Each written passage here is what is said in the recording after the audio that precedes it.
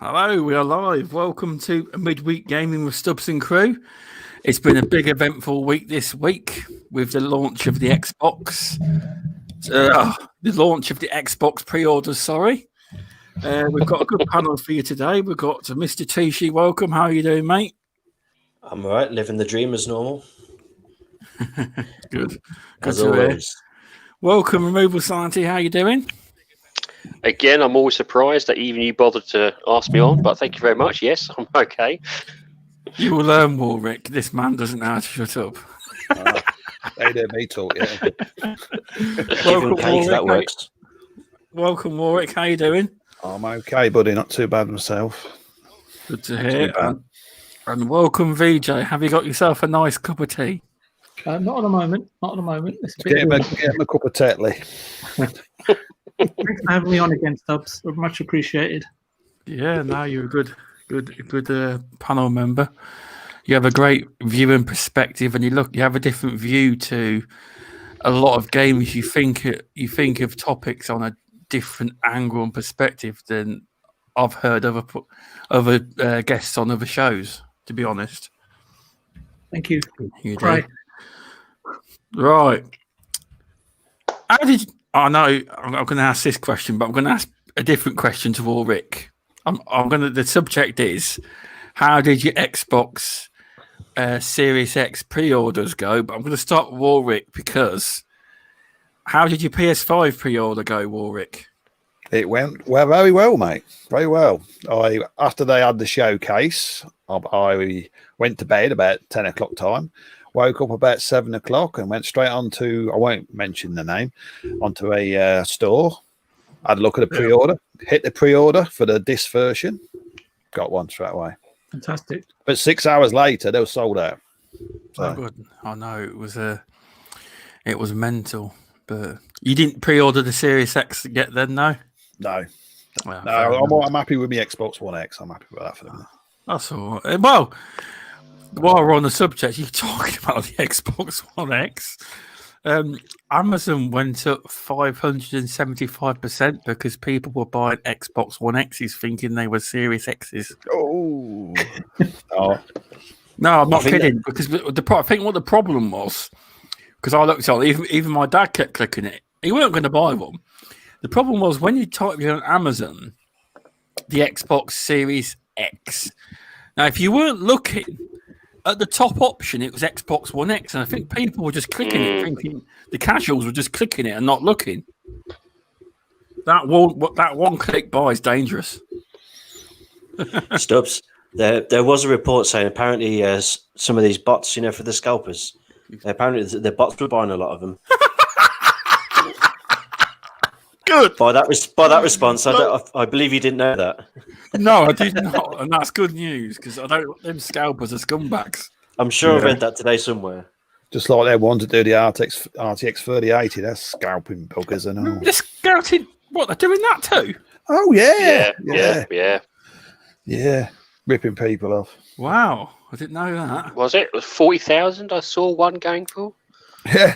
Thing is, what you got to understand is who's the fool, the one who's selling it or the one who's buying it. The one who's buying it. Yeah. Exactly. So before I get to the next person, I'm just going to do some shout outs because I've got 11 people in the chat already. I'm very shocked. Stinking Corpse, welcome. UK Dazarus, welcome. He's listening in the bath. I hope you're having fun. Exactly.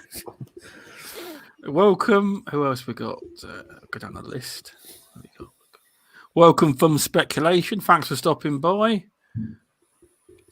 Welcome Green Pass Gaming. Hope you're doing Sega. well. Who else? She's now elite. Welcome. Thanks for stopping by. Gaming differently with Cerebral Paul. Welcome. Thanks for stopping by. Rio Echo. I think I got that right. How you doing? Thanks for stopping by. I've caught up now.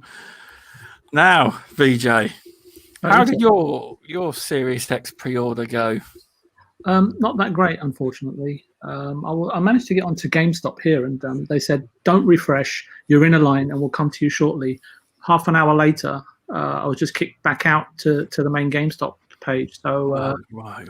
And it's difficult for me to get out at the moment due to personal reasons, so I couldn't actually go to a store because there's a GameStop just down the road. But to be honest with you, I've got a backlog on PlayStation. I've got a backlog on Switch.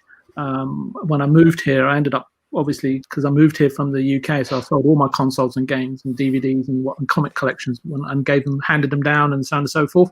So I was really looking forward to getting a Series X, but I'm relaxed, and everyone should be relaxed because the way that the production is going to happen is every couple of weeks. I think there'll be incremental stock coming in all the way up until March. So I'm hoping that on the second wave, if we do get informed and they're not just drop shipped into retailers without the public knowing, hopefully that Sony and Microsoft will let us know when it's going to happen again, and maybe we'll be lucky. But it is disappointing that while I was online waiting, I just popped onto eBay to see what was happening, and there was already people selling, machines for $600, $700, $800, up to $900. And while I'm still waiting in a queue trying to get a hold of one, so I can understand people doing that, and I can understand it's a quick way to make a margin. And some people have got the philosophy of, hey, look, if we can snag 2 or 3.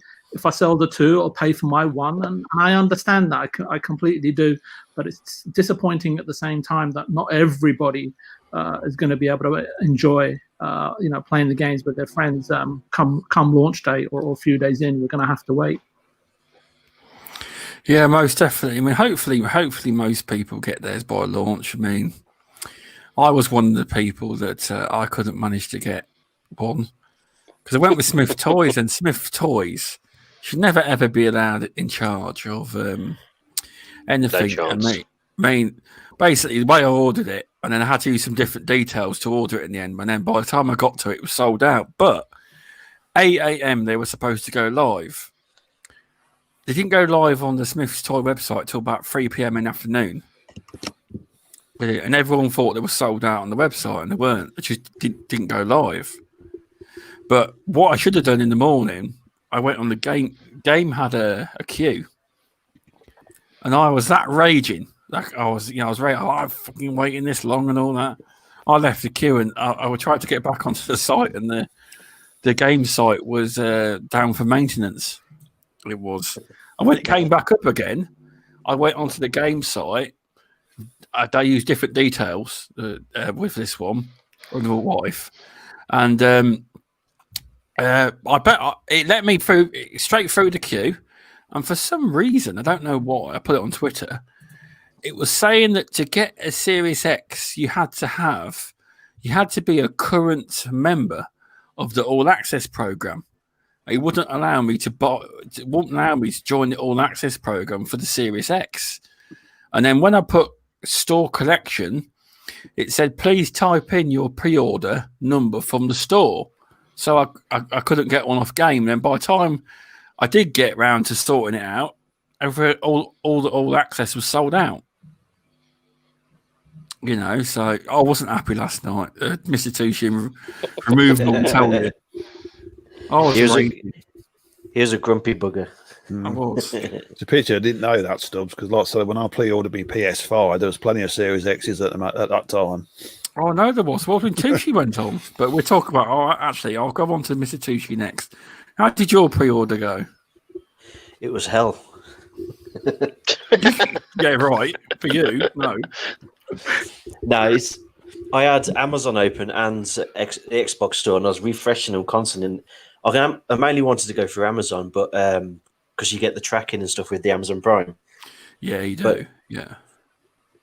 But I kept looking and I couldn't find the Series X everywhere. I just kept looking, refreshing. Nothing was coming up. So I went onto the Xbox store and it kept crashing. And it was just constant. I was just flicking in between each both, and it was driving me insane. Because it took about 20 minutes of all this refreshing. Then I finally got the Microsoft website finally worked, and then it froze on the one page. I filled in my details. I had to change my address because it put my old address from 2013. Oh, did it? Okay. So I had to change all that, and then which was strange. Once it'd done that, it was just refreshing on the confirmations for ages. But in the end, I got one, which I'm happy. Very, very happy. Relieved. Yeah, you were. You were straight on Twitter. I was like, yeah, I got one. I think most people did. They got one. And I can't blame people if they got one, for saying, I've got 5 on eBay if you want one, Stubz.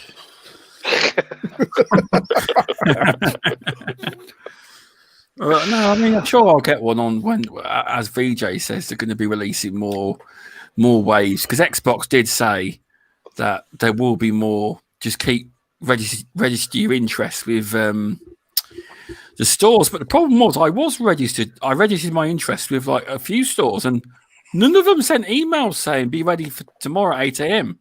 No, they didn't. None of them did. Not So even it in was the pretty much pointless, really. To be honest, it was. You know what's going to happen? You're going to be outside the game shop 1 in the morning camping I'm out. actually going Leicester tomorrow. I've got to go to hospital. I've got to go Leicester tomorrow, and I'd say even if I walked down to game, they wouldn't have any left. Nah, Not that time, because it's later in the evening. You know, a wasted walk that would be. I'm just going to do a few shout outs before we get to the next person, because a few more people came in. Welcome, the Indie Gamer. Thanks for stopping by. Welcome, Michael Box of X. Nice to see you. Who else we got? There's quite a few came in. Thanks. I'm very surprised. Wakanda News today. Thanks for stopping by. God's Geeks. Thanks for stopping by. Infinite. Thanks for stopping by. Appreciate it. That's it. Right, removable sanity. How did your Is everyone ready for a good long chat? Well, first of all, before I actually do respond, happy birthday, Indie Gamer. He's 50, I've heard. So congratulations. Happy birthday, Indie Gamer. Happy 60th. 60th. 60th. He should a bit of respect. He's my age group. I'm getting there. My age. I don't know. I don't think he's not 50 now. I'll take the mick out of him. But I'm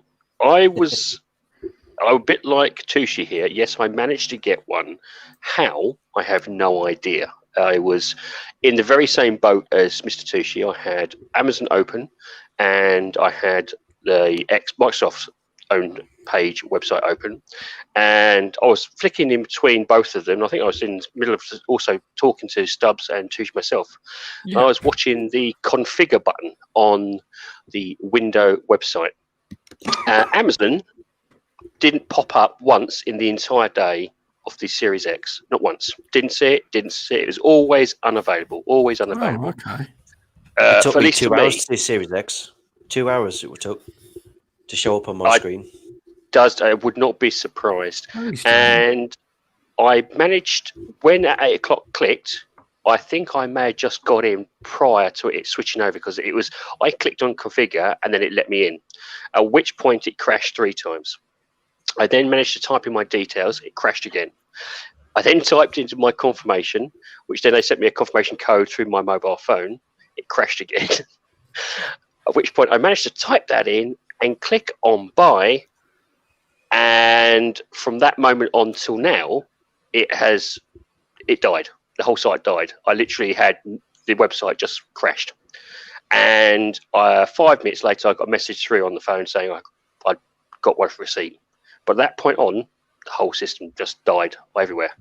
And I think, to be honest with you, if I'm truly honest, I don't think they were expecting that many people to be interested. And I think that had something to do with the news previously.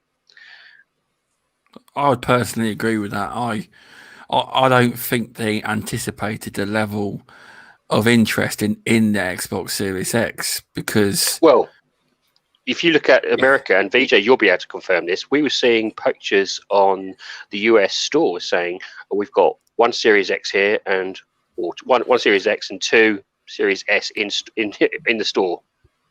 And I was like, really? That small amount? Surely that can't be right.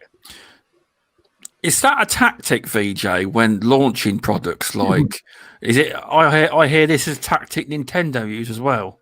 I think new hardware launches from Nintendo and Sony are always in short supply at launch, which is understandable. If you go back as far as PlayStation 2, 3, and 4, and even the Nintendo Switch, which is obviously in recent memory, were all in high demand, and supply continued to be drip-fed for several months. However, the initial high demand was eventually fulfilled, and supply became stable after about 4 months, or maybe 6 months even.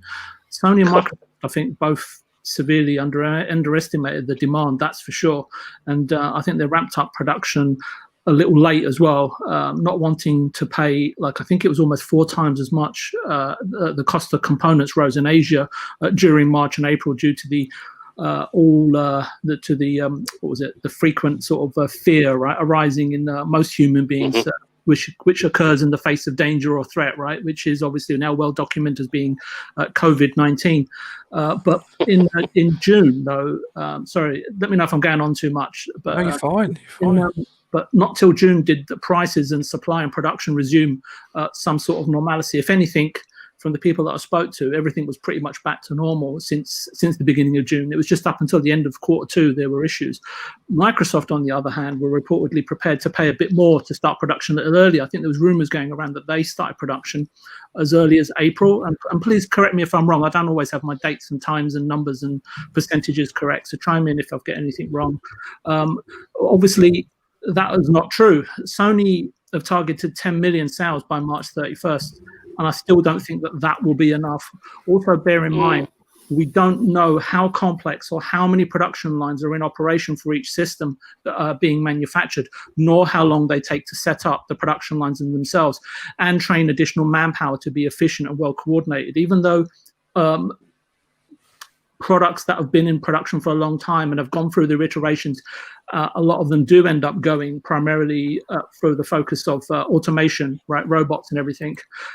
These systems aren't quite right now. I think that some of it's automated and still manpower is heavily required, and that manpower does need to be trained. They don't just walk in and just start assembling, and then to get that up to speed and so on and so forth takes time as well. We also have no idea how quickly each company's production methodologies, right, will become more efficient over the opening months, right, of production.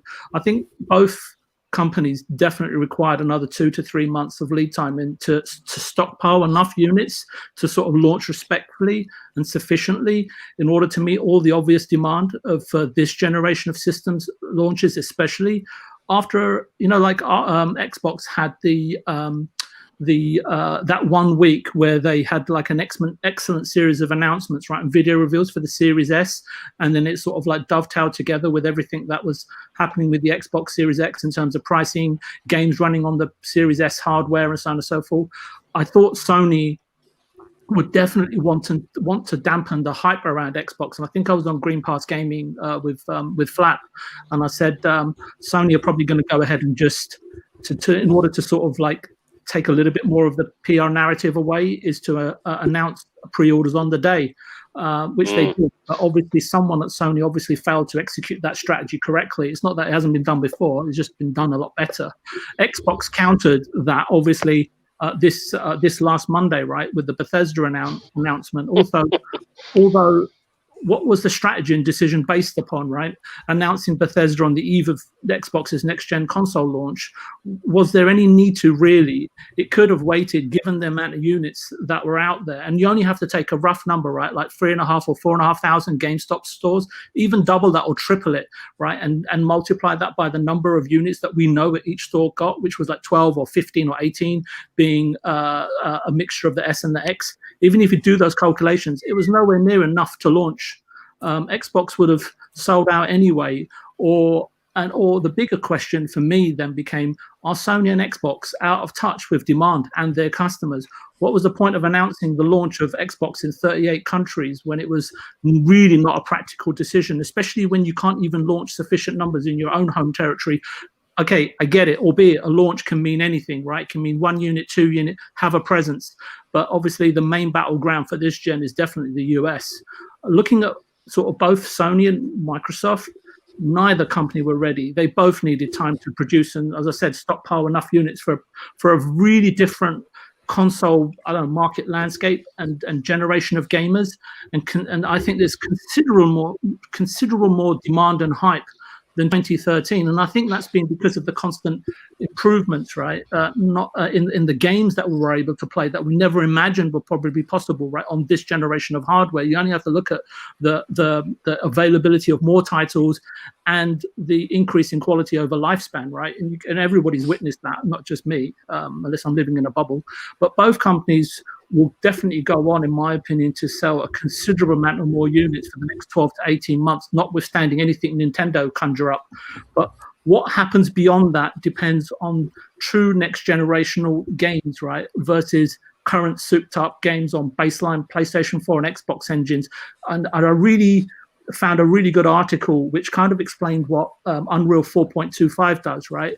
And it kind of sank in a little bit, right? Knowing what it's going to take to produce these next gen games, I don't expect to see much more on offer from PlayStation 5 or Xbox Series X games right now for at least another 12 months, other than enhancements such as, like, I know we've obviously seen bits of ray tracing or improved physics and destruction, cloth simulations, visual effects, frame rates. Everyone's talking about resolution, loading, everything already available on high-end gaming PCs. I'm not a PC gamer, but I watch Moore's Law and I watch NX Gamer, and I've learned a lot from those channels that help me to actually, you know, sort of round out my knowledge base, right? And I don't know if you guys know them, but I'd like to give them a big shout out.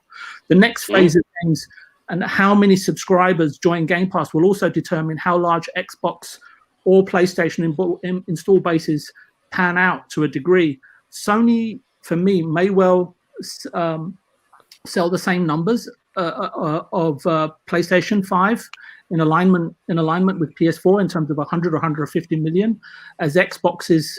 And every time I see Phil Spencer speak in the last 4 or 5 days, he's targeting 3 billion users, right, via numerous devices, and effectively driving consoles sort of almost in a backdoor narrative, right, into more homes, right?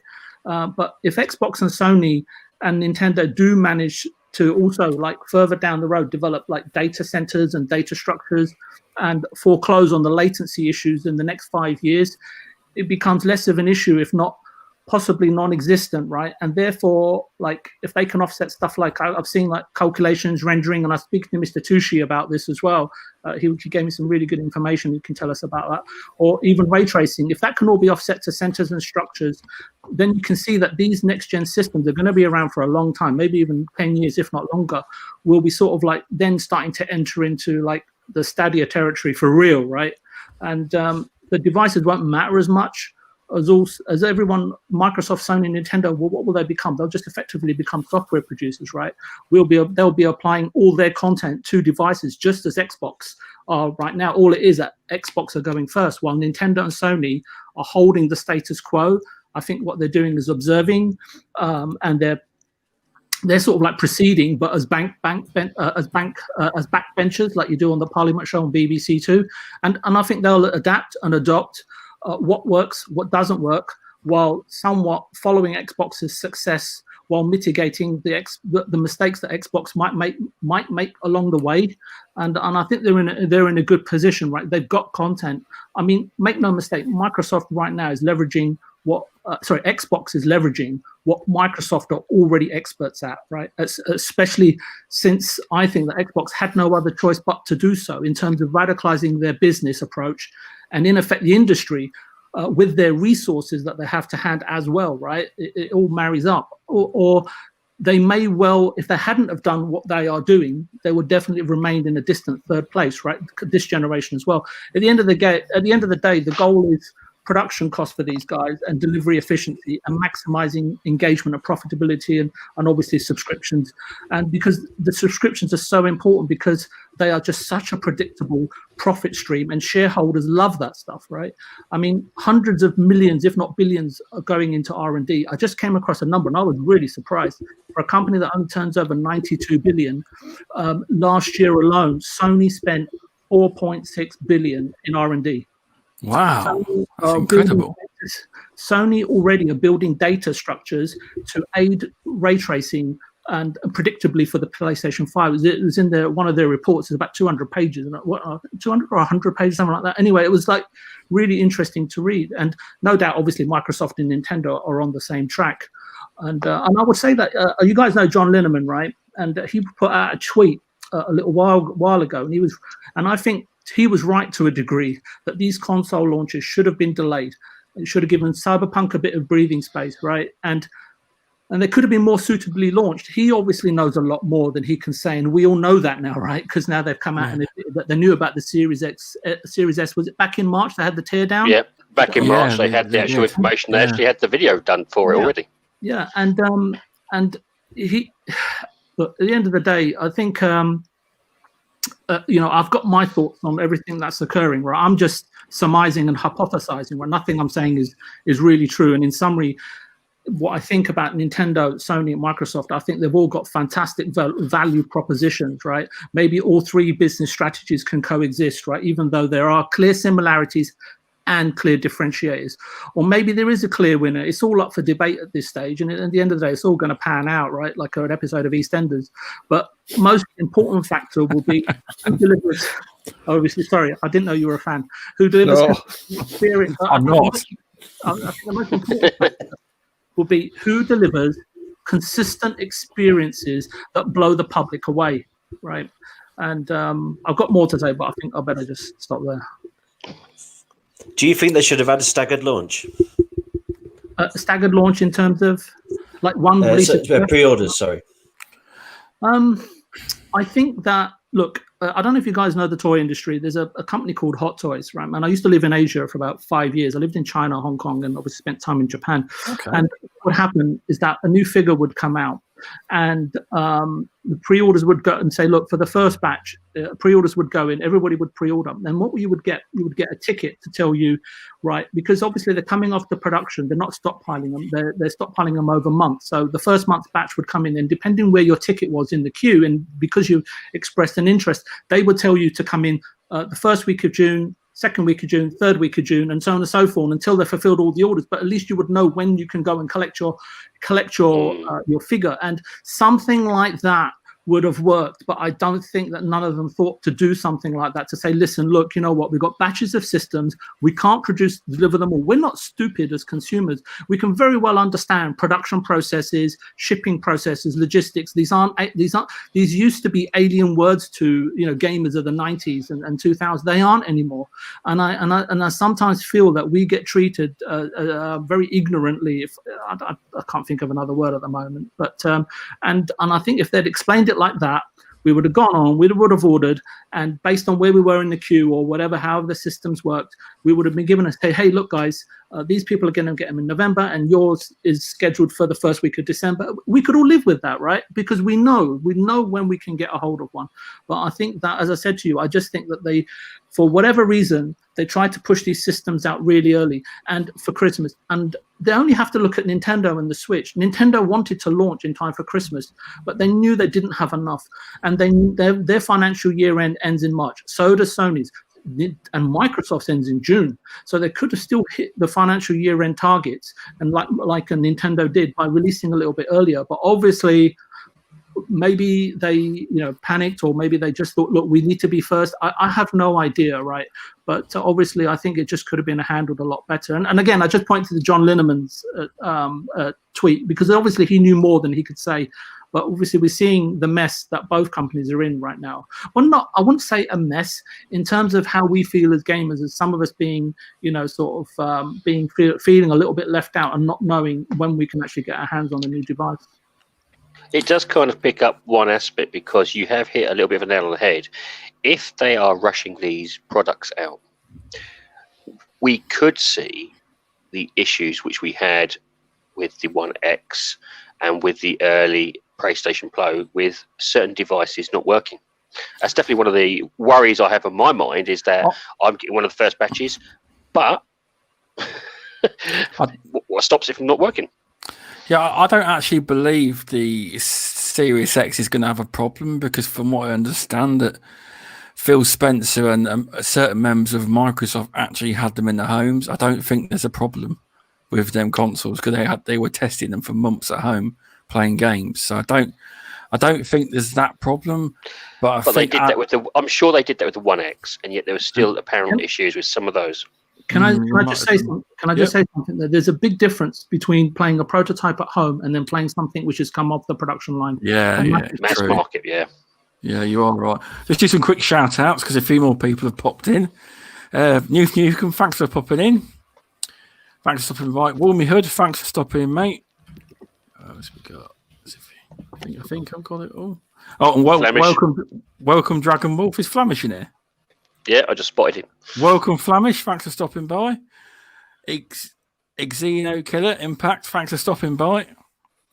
I just got some shout. Thanks for stopping by, guys.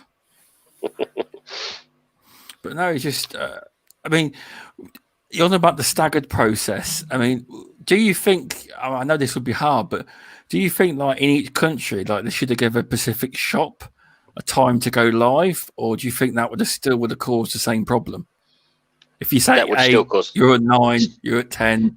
No, still would have caused a problem because let's face it, we saw what happened with the PlayStation launch. I've still got a gut feeling that PlayStation said, "Here's when you're supposed to release this," and some of the retailers went, "Nope, I'm doing it now," which then did a cascade effect across the board. I think what they should have done, they should have gone back to how Sony should have gone back to how it was. They should have launched in Japan first, America, then Europe, like they used to do. Then they've had plenty of PlayStations. I fully agree, but I don't understand the. I mean, PlayStation are the console leader. I just don't understand it. This is my point of view. How PlayStation's bread and butter is Europe. I'm sorry to say, if anyone thinks anywhere else, their bread and butter's in Europe. And I know it's only a week, but they're actually in America, Australia, etc. have the console first. Now, I know the plan is to dominate. They want to dominate America this time, but their true fan base that have supported them is in the UK and Europe. That's where they dominate. They're leaving them in the dark for a week. Yeah, and that doesn't sound like a lot, but to a loyal fan base, it is. You know. So what you got to understand is, like, at this present time, and Sony will keep like this. Sony is not bothered about Xbox in Japan. They know they own that territory, same as Nintendo do, because Japanese companies always support Japanese products. And that's the way of the world. That's the way of the world. And of course, America is Xbox, so they will support them. So Sony's not bothered about Japan. So, I mean, Xbox is always trying to get Japan, but I'm afraid to say they will never get Japan. That is sewn up by Nintendo and Sony. I think one way they can get Japan, and it's the same with South Korea, is because our internet, so your internet might be good, WARRIC or VJs or whatever, but it ain't a patch on what a lot of these Asian countries have got with, say, the xCloud. I mean, I know a lot of people ain't a fan, but it's an option. A lot of them gamers love tablets. In Japan, consoles don't sell very well. Most gamers game on tablets. So the xCloud option, and even the fact that if they got PlayStation controllers, they can still use the xCloud service with their big tablets and play on the controllers. And from what I understand now, they're actually even creating touchscreen controls for the tablets, which I don't agree with. I prefer the controllers. But that will be an option where they can attack the Asian market because they love tablets. Yeah. I'm not going to say they're ever going to dominate there. I'm just saying they're trying to sneak in slightly, you know. So what you got to understand about Japan is if you go to Japan, if you get on the plane, you went to Japan today, you could go into any shop, an electrical shop, and buy a cell phone or mobile phone, right, which will be 5 years in front. So when America's 5 years later down the line, they'll be getting the phones that Japan's already getting today in 5 years' time, because the tech is that far in front of what we have got. It's unbelievable. So Japan, to me, is a safe bet for Sony and Nintendo. You know, Microsoft, I mean, we had all the trouble with the Xbox One, didn't we, when it come over there? I mean, there was people going in, there was stacks and stacks and stacks of Xboxes, and no one was buying them because they are too loyal to their own brand, and that's how it's always been. So, yeah, you are absolutely true. Thanks, Rob Tanner, for stopping by. I appreciate that. But no, you are correct about Japan. It's a different market, but you can build audiences in that market. I'm not going to ever say that they will dominate, but you can build audiences because Xbox are trying to build up relationships with Japanese developers and bring games over to there. It's not an easy process over in Japan. You know, because it's the West. They don't a lot of them don't like Western companies, if you see what I mean. Yeah. Do any of you guys think that the xClouds will make any dent, a slight dents in the Asian countries that are big on tablets and high-speed internet? It's a backdoor entrance, isn't it? Let's face it. It's going to be a backdoor entrance. And to be honest with you, the xCloud itself is all dependent on every individual country's basic core fabrication. Core structure. So, England, depending on where you are, if you're in the cities, it's pretty good internet. If you're about 45 minutes or 2 hours away from the cities, it drops off and you almost got dial-up in some cases. Where I am, I've got about 35 megabyte a second. Nice. But I know where WARRIC is, says he's slightly better than mine. So it all depends. It depends on the infrastructure of every individual country. Now, I'm picking up the point where VJ says here, where obviously Microsoft is looking at pushing these subscription-based elements to be almost, as you said, it's going to be online 24/7. It's going to be an xCloud sort of system, and it's just almost be like a patch to the box that you have. And again, whilst they can cut down the latency, whilst they can sort out the software aspect, again, it's going to be hampered, and this is for every country, by their own infrastructure. England isn't brilliant with its infrastructure. It's lacking quite a bit in its infrastructure in some areas.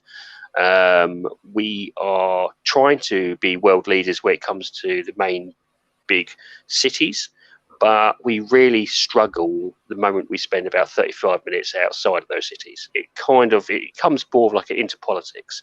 Other countries like South Korea, they've pretty much sewn up their infrastructure. They know what's going on. They want the best. They sort of thing. Same with Japan, as I think Warwick, you were saying.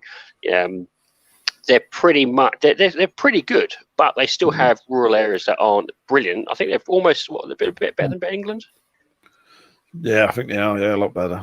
See, what you got sorry. Go on, VJ, please. No. Go ahead. Sorry.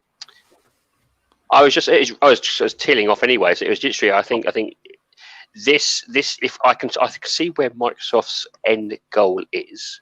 Yeah. Because they are, they are trying to they will become a software company. And to be honest with you, we may even get to the point where they subsidiary the hardware out. I'm not saying they probably ever will do that, but I think they're generously focusing on the online market and where it goes there. Yeah. See, I think that Xbox. We've already talked about this, but Xbox are looking to basically get back in the game, right, in the video games industry. Employing tactics successfully already employed by Microsoft Office, right? We see that, right? They have no choice but to disrupt the status quo and radicalize the industry, especially since they're third. Then they are third. But adding a service like EA Play, is it, to Game Pass at no additional cost for the moment? Let's get that on the table, because on this show that Netflix have had a massive increase, right, over time, and they will increase it. But it's at the moment just the EA Play. Forget about the Bethesda deal. That's what's leaving a lot of gamers starstruck at the moment, especially invested. Heavily invested, right, into the Xbox ecosystem, and they've got nothing to complain about, right? Xbox just keeps on giving, right? Then you've got xCloud and Game Pass, and that's going to be free, right, to sample via mobile. And I know that is happening via the N20 devices. It's no doubt going to happen by the Duo devices that Microsoft are going to put out, and it's available via the SK Telecom, right, in South Korea, right, that are also allowing a 3-month free access. And this strategy has been deployed in South Korea specifically, and not everywhere else just yet. And I don't blame them, because I think they want to try and see what works, what doesn't work. But this may entice, what Microsoft are hoping for, that this may entice, not just today, but over the next few years, is entice a whole new demographic of gamers to purchase an Xbox Series S, right? Maybe an X, but let's focus on S, as at the very least, right, for users, to lure users in to become a mobile Game Pass subscriber at no cost initially. I think is a really good idea. Idea Xbox, and I've spoken to Indie Gamer about this, is a fantastic initiative, because I think there's a ton of games there that you can enjoy on a mobile phone. You don't necessarily need to play it on a big screen. Driving the ever-increasing quality of indie games, I think, is also important for the long term, and who knows where that can take people.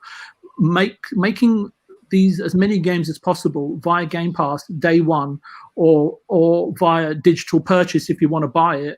I think that a lot of games on Game Pass, people laugh at the indie games, but I think a lot of them are perfect for a mobile device experience. And Microsoft's strategy as a whole right now is very broad, right? And very brute force, very similar to how they've designed their actual system, right? In terms of multiple points, systems and avenues to market. But Xbox, what they've got is they've got the revenues to achieve, they've got the resources to achieve this, right? However, I've always got concerns in terms of how they can create, and I think that's more part of what the second question that Stubz has got lined up for us. But to answer your question, we have to look at like, what is Microsoft really trying to achieve, right? Going up against Sony and Nintendo, and you can now access the hardware, right? And this is really important. And hundreds of games via a really low monthly subscription fee, which I think is really appealing. But I don't know how well that panned out in the UK. It kind of panned out here at launch, but it's something obviously that's going to sort of has to be ironed out so it's more accessible. But it's definitely an extremely sensible business strategy, right? It's almost like a perfect gateway drug to get into gaming if you've never always been able to afford to do it. And then believe me, there's millions of people that can't afford to get into gaming, right? And you only have to look at India, for example, right? Piracy is rife there, right? They don't own consoles there, right? China's completely different. There's so much red tape there to not just get your system launched, which is relatively easier, but getting games approved. But I'll try not to go off topic here. But the invitation to Game Pass is key. A large library of games that are going to get easier to access via mobile devices. Xbox continue to demonstrate and market the value and benefits of an all-digital, I don't know what you want to call it, a playground buffet, and while providing access to a sort of an a la carte menu to third-party titles, right, that aren't necessarily available on Game Pass day one, because obviously Ubisoft, there's not hardly anyone left, is there? And EA, right? Consolidation's gone crazy. And Xbox, I think, are focused definitely, and Sony are focused on reducing physical media sales down to at least 10%, if not down to single-digit percentages over the next 18 months. So new physical games in Japan, going back to what Mr. Warrick was saying, in Japan, they don't even have an appointed distributor in Japan, Microsoft. It is 10 people in an office that act more like a liaison office. And they don't really do any marketing over there either right now. So if you want to buy an Xbox, you'll probably have to import it or buy it from Xbox there, and then get a hookup to to the Game Pass or the Xbox store and buy digitally. And obviously we know the features that are driving people towards digital, the quick resume feature, which is big for me. And, I can't wait to use it, right? And that's pushing me towards buying digital games more so. But obviously the 15 first party studios that Xbox have got is now what? Is it 23 or 24? Sorry. 23, but I think there's more to come. Because Microsoft CEO came out recently saying they are willing to make more acquisitions if need be, Yeah. I know you're talking about xCloud now. I want to touch on PlayStation Now, because the streaming service from Sony, they stream the games directly to the PlayStation off the network. Now, I actually stream the games to my PlayStation. I actually then stream them live on Twitch and all of our platforms, and I've never had any kind of lag issues with PlayStation Now. So I'm not really good ginned up on xCloud, but I use that network so I can actually stream it to my PlayStation 4 Pro and then upload it to Twitch, YouTube, or whatever when I'm live streaming, and it works a treat. So it can be done. I think what the thing is, I could be wrong, but the improvements you're maybe talking about, Sony did sign a very lucrative deal to use Microsoft Azure. They could be using Microsoft Azure for it now. I could be wrong, but they signed a very big deal to use their Azure servers now. They might have flicked over, and that might be why you're seeing big improvements. I could be wrong, but yeah, but I think the big thing is we're talking about Asia here, right? And just to give you an idea how far Xbox has fallen, right, or how much Microsoft has allowed themselves to fall back. I think in Japan right now there's 9.2 million PlayStation 4s. For Xbox One X, Xbox One and One X, right, it's only 125,000. That's compared to the 1.5 million Xboxes that they sold over there of Xbox 360, right? And this is why they can't go head to head with Nintendo and Sony and outsell them on hardware. They just, in America, they can, because this is, let's be honest, this is Microsoft country here, right? And the vast amount of territories in Asia. This is why I'm saying that Seoul is really important, and this relationship with Samsung, because Samsung right now have more devices in Japan now than Apple do, right? And remember, they're both foreign companies. Remember, they're both foreign companies. They're not Japanese companies. So it is possible to be successful there. But I just don't think they've ever had the right personnel to actually lead what it is that they wanted to do in Japan. And they've worked with several developers there, but they've always left a sour taste in people's mouths. And that's the problem. And it's very difficult to get trust back.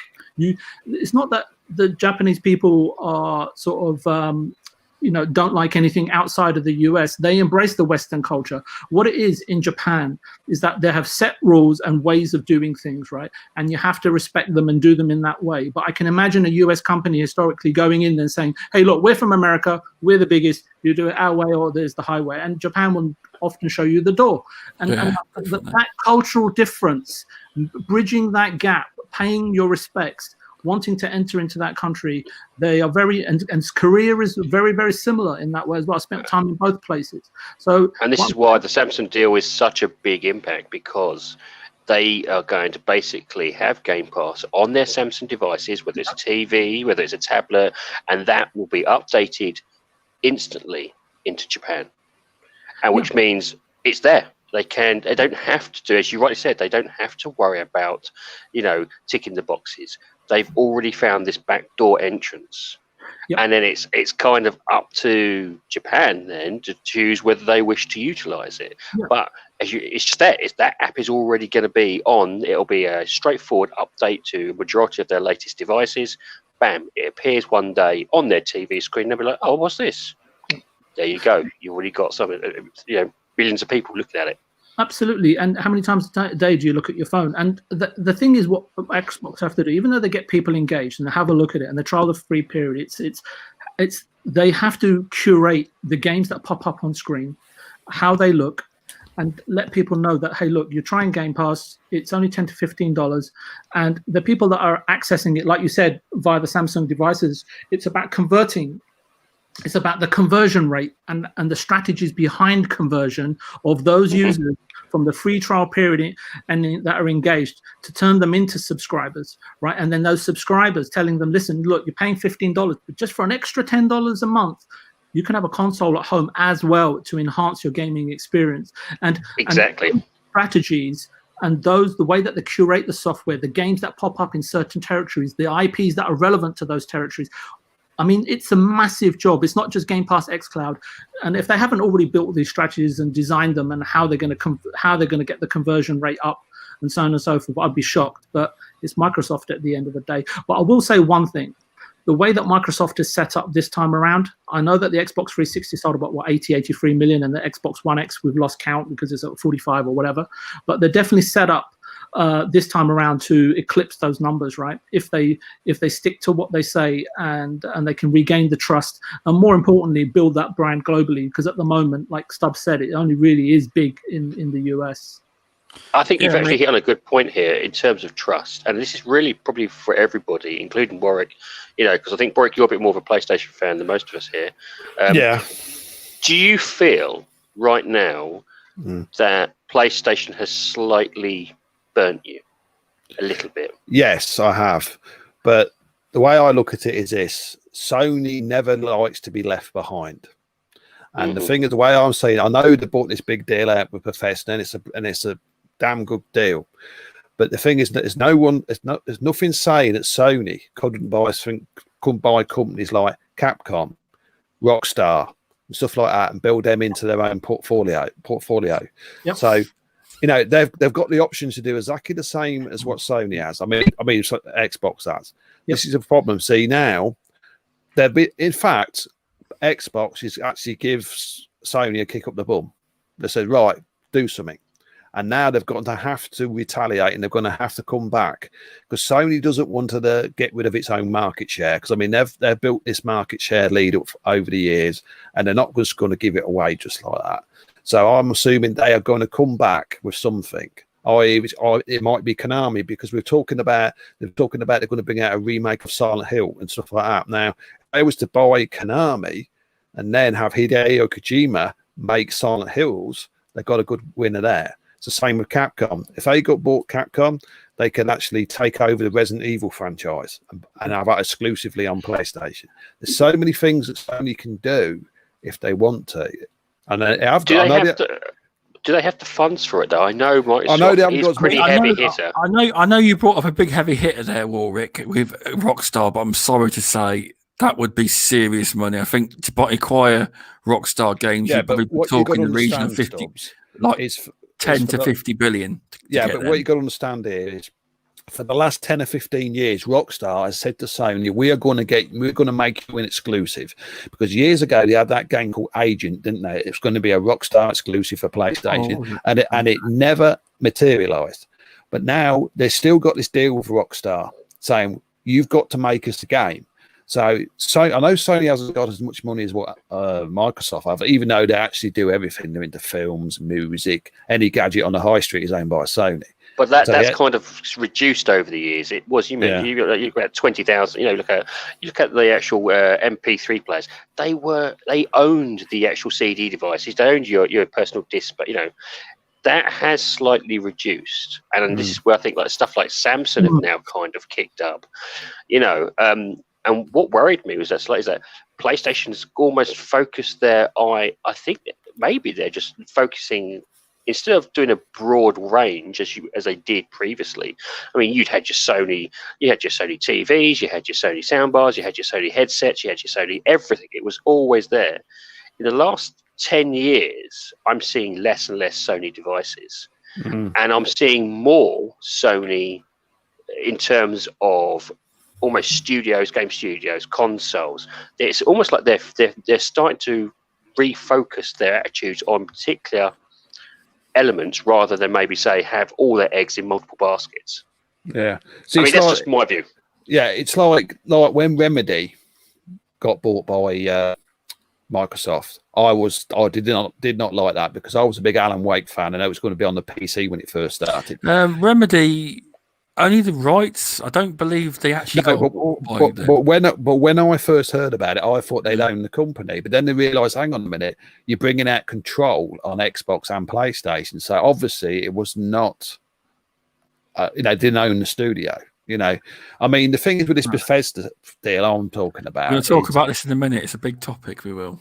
Okay. But the thing is, are they 100% owned by Microsoft, or because Bethesda? Because simple reason. Let's skip topics then. I'll get it up. I think we've all been trying to go towards it, to be honest with you. Yeah. All of us been wanting to talk about it. The way I say it is this: Bethesda have already stated that they are going to publish their own games, which means they can publish it on PlayStation. Yeah, as well as Xbox. I will say now they will say that for the first 2 years. Now here we go. Microsoft have announced the acquisition of ZeniMax Media, the parent company of Bethesda Softworks, and has expanded its first-party portfolio, which has already grown exponentially over the recent years, but several major AAA studios in one single move. According to Bloomberg's Jason Schreier, who we all love, the deal is worth $7.5 billion. Now that's from what I understand, they've acquired all the studios, and although they say Bethesda Publishing, I believe that because Microsoft own Bethesda, even though it's called Bethesda Publishing, that is now owned by Microsoft Publishing. So, well, actually, there was a picture on. This is my stance on it. Yes, the games. I know I've clickbaited the title a little bit about the PS5. That was a bit of a joke, but for the first 2 years, or the games are already planned to come out, yeah, you'll get them. But not everyone's going to agree with me with this one. But I think slowly over the next few years, some of the new games they're building that ain't signed contracts for, that ain't out, I think some of them will get plopped onto the Xbox and PC only. Yeah. I don't know who agrees with that, but gradually they will do it. I'm not saying every title, because Elder Scrolls is bloody massive. So, well, 4 guys with quarters picked up on a big thing. They said, why buy a publishing company when you already own a publishing company? Yeah. I know what you're saying. Also, sorry to put in. Welcome, Matt Barnes, and welcome, Invader Game. Sorry, I missed you there. Yep, sorry, carry on. See, what the thing is now, I was watching a lot of videos about this. Now, they bought Bethesda, right? Now, they've already said they're going to keep these 2 deals with Sony, these 2 games. They're going to have time exclusive. Yeah, but the problem is, until they make these games like Starfield and stuff like that, all they can do at the moment is put old games on the Game Pass. They can't put no new ones because they've got exclusive. They can't put them 2 games until that exclusive deal took off. Yeah, so they could do DLC. They could do a lot of DLC. They can put all past and present, just not the timed exclusives. But when that's what I mean. I mean, at the moment, they can. For 2 years, or I don't know how long these deals have got, but probably a 12-month exclusive deal on these games. But for 2 years, Sony is going to have these games. So they're for at least for 2 years, they've got all Xbox has got is back catalogue. For those particular games, it may not necessarily mean games like Starfield, for instance, which are still in development coming up to release. It's only those 2 games. That didn't also pick up DLC, which they may still be working on a variety of different games, which is in that banner. Like, for instance, Doom Eternal, they've already going to release the Ancient Ones DLC. I think they have already. I'm guarantee you they'll probably have another couple more DLCs. They've already mentioned that they're going to do, in some cases, a spin-off, I think.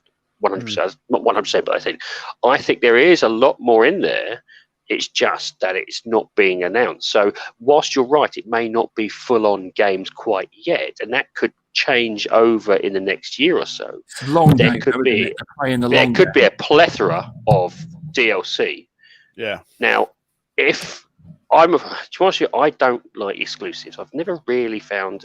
I can understand the reason behind it, but I don't really like it. I think if they want to curry favour with a lot more people, timed exclusives is the best way, regardless, even if it's DLC.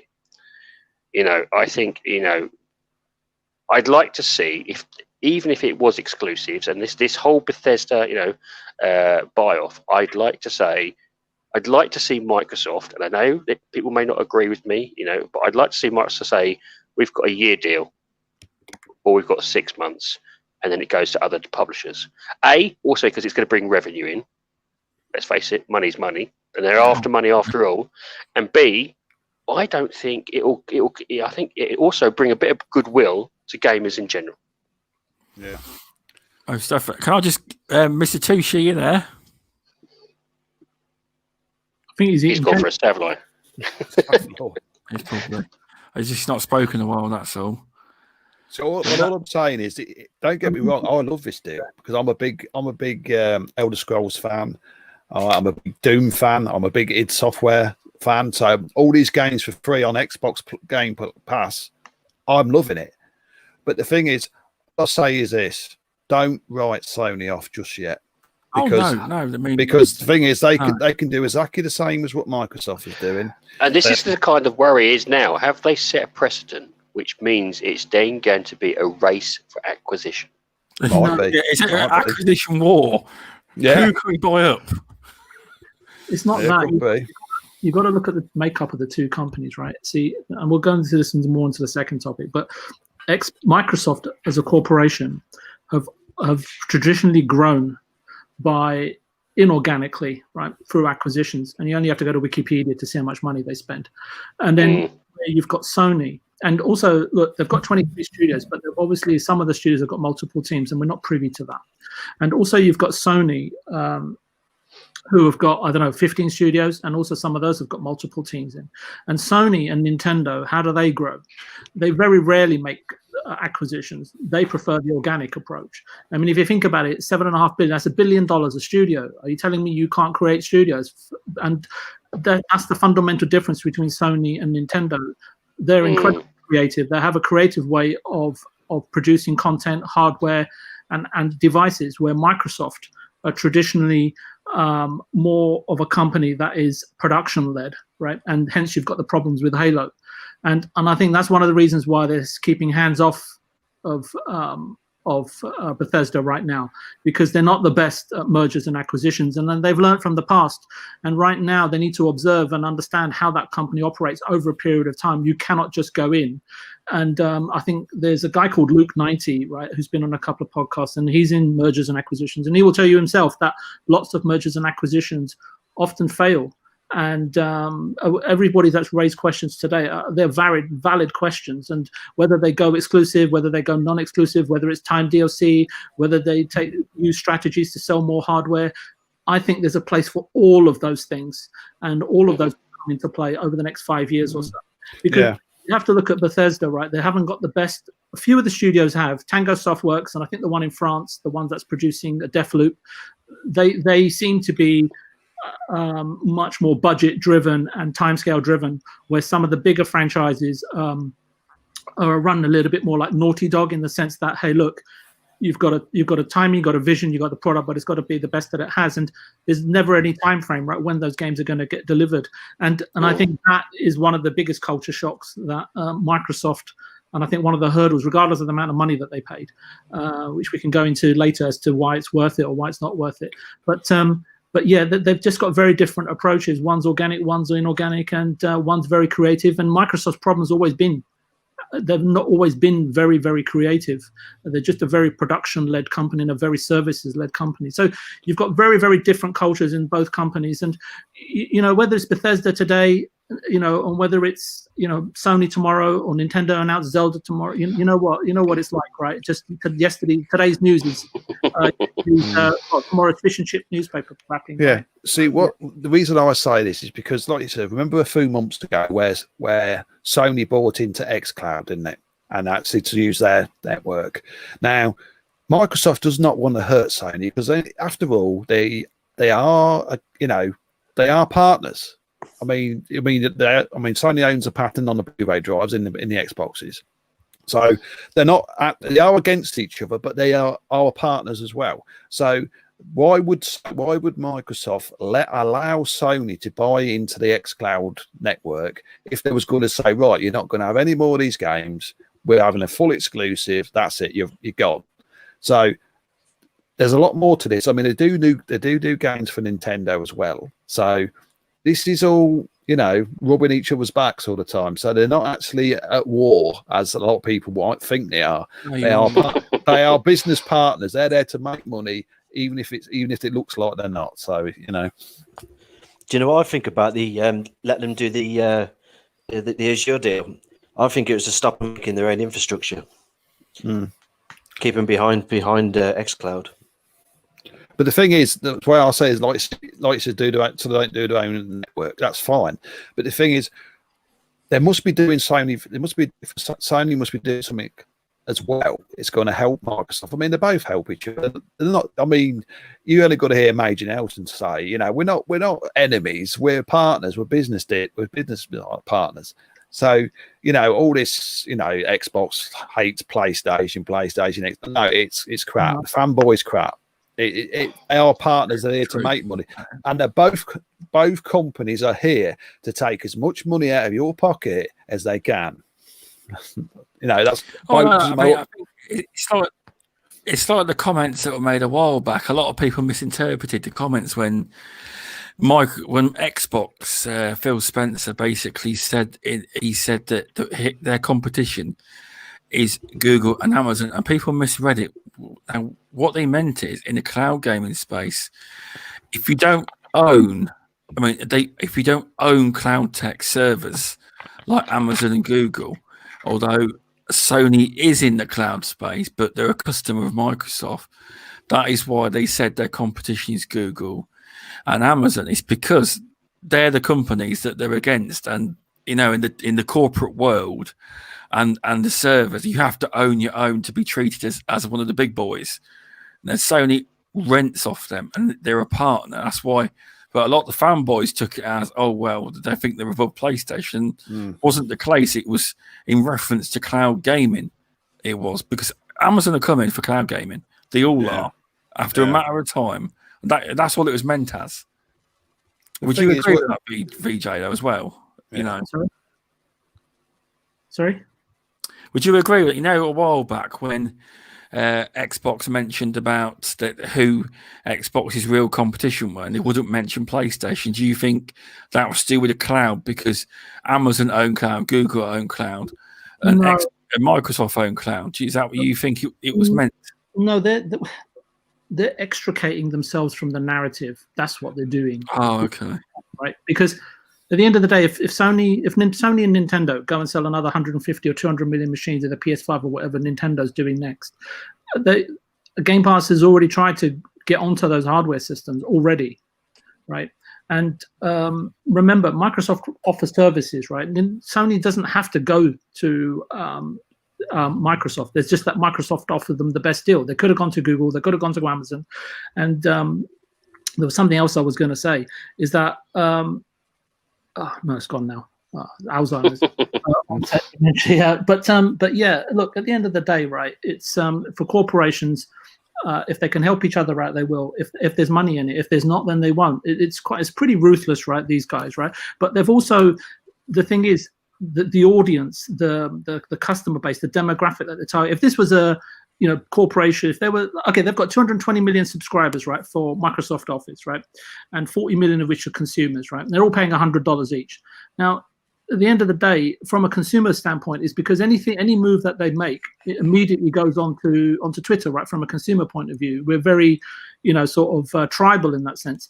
But if the other 180 million sort of corporate companies that they've got, if they wrong anybody or if they upset anyone or put somebody's prices up, they don't take to Twitter, do they? Right? It's just the gaming audience, us consumers, we're very sensitive in that nature, right? In terms of reacting to every single bit of news that they put out. Probably because we ain't got nothing better to do. But money wins over grudges. Yeah, well, money to a degree. Yeah, I mean, well, it definitely takes the sting out of being poor. Tell you that, but exactly. But yeah, at the end of the day, I think at the end of the day, there's deals to be made, and Sony are making their own data structures, and they are making their own centers as well. So that's definitely happening. But how far behind they are and when they will actually launch, I don't know. But it was in their recent report that they're already investing into that because they know it's important. They can rely on Xbox, but they're obviously wary that Xbox could turn around and say, "Sorry, not happening today." Right? If it serves their best interest, if they're making more money by increasing their install base, by having more software that goes to market, they'll just switch the tap off, right? I mean, these things do happen, and they happen constantly. It's just that we don't monitor the medical industry, right? We don't monitor the motor industry, right? But I bet you any money, if you went and had a look at those and see how ruthless those guys are at the top, and even at middle management down the pyramid, is that we haven't seen anything like that in the gaming industry, other than maybe some of the efforts that Take-Two and EA do, right, when they occasionally pop up in terms of how they treat developers. You only have to look at Obsidian, right? They were hand to mouth, right? Through Bethesda, through Take-Two. They were all hand to mouth, and the one bad game from going away, right, until Microsoft came along. So Microsoft is doing a lot of good for the industry as well. And you have to understand, if they're going to engage, if they really are going to engage 3 billion users and bring a mass audience to gaming and to console gaming, do you not think that Nintendo and Sony are going to benefit from that as well? Yeah, most definitely. One thing that does kind of pick up is in a minute. I'm really confused here, right? You know, I told you guys I was turned down for all access, yeah, when I got through. Got an email, so I've been declined, yeah. Also, the finance companies set up a direct debit for the Xbox. So now I'm really if you've got a receipt, if they've taken money, that could be classified as your receipt. Double check. I was declined, and they set up a direct. Now I've got a message from the bank saying your direct debit has been set up, and it's the finance company for the ones that are doing the all access. But they said I wasn't allowed to have it. But now they've set up the bank details. So I don't know what to do. Do I cancel it or do I leave it? Get in touch with them. Yeah. Get in touch with them. I told you the moment they said they took debit, they classified you as debited. That is almost a receipt. The system's gone through, and so in the way it should be now is that Smiths should then honour the deal because they've ticked the box, they've taken your cash. I'm not saying I'm looking now to see what they've done. One thing that does kind of hit home back onto this Bethesda deal sort of thing is, I really hope Microsoft doesn't do an E&A. I hope because I really hope they don't do an EA where they just bring them in and they start fiddling with them and it just their productivity goes down the pan. Yeah. I think as VJ said, he said they need to keep hands off. Maybe the odd we'd like this, but they should really just back off. They've got something, let them do their own thing. Right, now I'm going to say something now. Now, when I heard this deal about this Bethesda, now I heard Sony Xbox got it. It's not because I'm a Sony fan, it's because of what Just to Sony... clarify, people, Warwick has an Xbox One X. He has got an Xbox. Yes, but the thing is, the reason why I'm saying this is because of what they had problems with Lionhead Studios, Fable, when they closed them down. Because to me, when they buy a good studio, and if that studio does not perform by bringing out decent games, they close them down. Now, is this going to happen with Bethesda? This is what's worrying me. Because I think that was the previous leadership, though. Yeah. I'd like to think Phil's different. From what we've seen from Phil, I think he's a little bit more intuitive. The previous leadership was, you don't perform, you're out. Yeah. I've got some controversial thoughts in that regard, but we'll get to it. No, we might as well say it now. Go on. Roll with it. I'll laugh on the Bethesda thing. I'll let everyone else have their say first.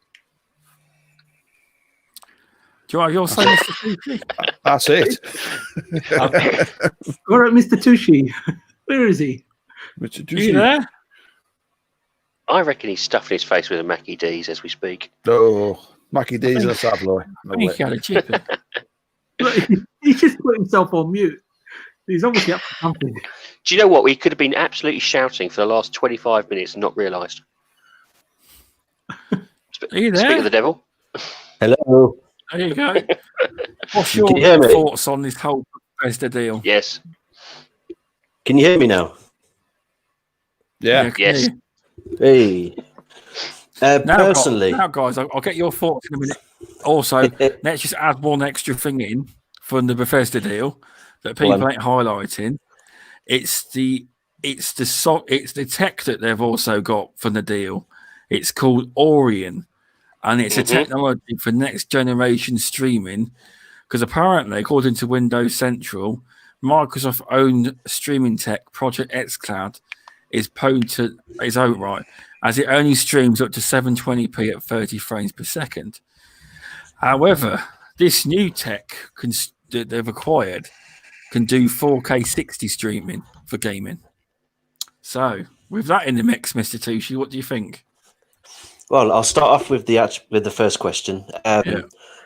I personally think they're going to. Well, obviously, Sony have their deal with the two exclusives. Get that out of the way, and as soon as that's done, they'll go straight into Game Pass. Personally, I think they're just going to literally every single game is going to stick on Xbox and PC. They're after the big numbers. They're after the billions of gamers. They're not going to do that by sticking them on other consoles. They want the gamers on their own ecosystem. Yeah, and I agree with you. I think when the new Elder Scrolls come out, it'll be Xbox exclusive, Fallout 5, and so on. The next Doom Eternal 2 or whatever it's going to be called, exactly the same. So, yeah, you're right. Because I think a lot of this Xbox is. I mean, what he's going to say is, I think the Microsoft CEO's got a lot to do with it. The aggressiveness, because I've heard VJ mention on, I don't know whose podcast it was, that he's on all of them. Yeah, Microsoft was basically the biggest product is, I think it's called Microsoft 365 subscriptions. Yep. The end goal for Xbox at Game Pass is to eventually, the end game, 2 years away, is to have everyone Xbox digital and locked into the subscription model, Yep. and the physical will be gone. That's the end goal. It will be the end goal for everybody once the infrastructure is in place. Yep. It's not at the moment, but it's just an option at the moment. It's a brilliant option. I can tell you that. Anyway, onto the tech side. I can see that as one of the things that caught their eye regarding buying the whole deal was because of that Orion. What do you call it? The tech for streaming, like because of the they can produce like higher frames, lower latency as well, isn't it? I believe running at 4K as well. Yeah, apparently it says here who are leading develop for this. They've demonstrated it. Apparently, they've demonstrated Doom 2016 on this technology running at 4K, 60 frames per second, running on a smartphone, and it was shown in the presentation. So it's pretty impressive. Thing is, with phones, the text there. My screen's a 4K 60 screen on there, so the text there already. So if they've got the tech to push the stream to the devices, it's a win-win. This is why I said, I think, from a previous podcast, if they partnered with GeForce Now, because their streaming device is absolutely solid. On their GeForce streaming now, it is, wherever you go, even it seems to be, even on your 4G, I never had a problem with it. xCloud, depending where you was, it did seem to stutter. With xCloud, at the moment, I have a 600 meg connection at home, and I have no issue with xCloud at all. Yes, Jesus Christ. Stubz' tongue just dropped on the floor. You've just wow, 600. I used to have a 15 meg connection when xCloud first came into beta, and it was all right on slow games. But when I played Halo 5, it was absolutely impossible to play. But when I upgraded my internet, purely because of xCloud mainly, I went on Virgin. I paid the same price and getting 680. I get the tops. And you must have fiber optics in your. It must be. It must be fiber optics in your area. Oh yes, top package. Well, apart from I haven't got the gigabit isn't available here at the moment, but it's close. But anyway, I only pay 40 quid a month for it as well. That's cheap for Virgin Media, from what I've heard. Yeah, but remember, it only happens where you've got fiber optics and not many places. Oh, okay, I'd say probably about 30%. 30% of the UK. Yeah, because most of the country's got this bit where they pay for the rollout, but what they actually did was they left the copper wire in, and they literally stick fiber optic cable on the end of the copper wire in the box. It's not true fiber; it's a bodge job. But they got the deal. It isn't. It's with sellotape. Stubz, do you remember that time where I'm not going to say where I live, but remember that time when I had that little place who never had any internet and they bought their own network? I won't say where it is, people, but where I live, in the area about 20-mile radius, there's an estate that's full of really posh houses. No, the Regis, where the rich people live, yeah, and they all have a 1 gigabyte connection. No, it's not one. It's is it 1 terabyte? It's a terabyte down connection. And a terabyte up. Jesus Christ! And what it is, they couldn't get BT to come in and actually put a network in their street, so they got all the money together. They built their own little. They've got the big green boxes outside the estate, and they got a terabyte down and terabyte up, and there's me about 500 yards away, and I'm still stuck on old BT. I'm gutted. I was. But so back to the xCloud. Since the new internet now, it's absolutely flawless. I use it in the truck when I'm on a night out on 4G. I get no issues. And the thing is, because I've got PS Now as well, whenever I use that, even with a 600 meg connection, I can't play a fucking game on there. Oh yeah. Oh. Surprising, because like I said earlier, I stream it, so I don't know how it works, but then again, how much upload you got and all that on it? And all that about 60. Ah, I don't know then, mate. But like I said, I mean, I've done multiple streams where I stream PlayStation. Oh, now, I'm not as direct. impressed anymore. 600 down, but 60 up. Oh. Yeah, it's half and half, isn't it? No, with PS Now, I played Uncharted on there, and it was just stuttering loads. But when I played Daytona USA, that kind of worked, but it was still stuttering. Like when you see on the screen, you turn left next to me, you're facing the wall, and like you've crashed. I even bought a year's subscription, and I don't even use it anymore. Yeah. But I'd love to try with infrastructure. You know, if the infrastructure's not there, it doesn't matter. You know, it's all these. I think both Sony and Xbox are looking towards the next 10 years, and they're going, where do we need to be? And both have slightly different ways of going about it. In the end, though, every gamer, I mean, Jesus Christ, the games we've got in last year alone. It's incredible. I do personally believe this is going to be the generation. Tell me if I'm wrong. Where, say, you're a PS5 gamer, you might pick up the Series X, and say you got the Xbox One Series X. This gen, you may pick up a PS5. I think this is a gen where more people will have both consoles. I could be wrong, but you know. Stubs. The thing is, the way that people are, Xbox gamers usually buy an Xbox and a PlayStation. PlayStation guys, they just buy a PlayStation only. But I think this generation around, it's going to be evenly 50-50, not 50-50, but I think more PlayStation guys are going to buy more Xboxes this gen. I think so.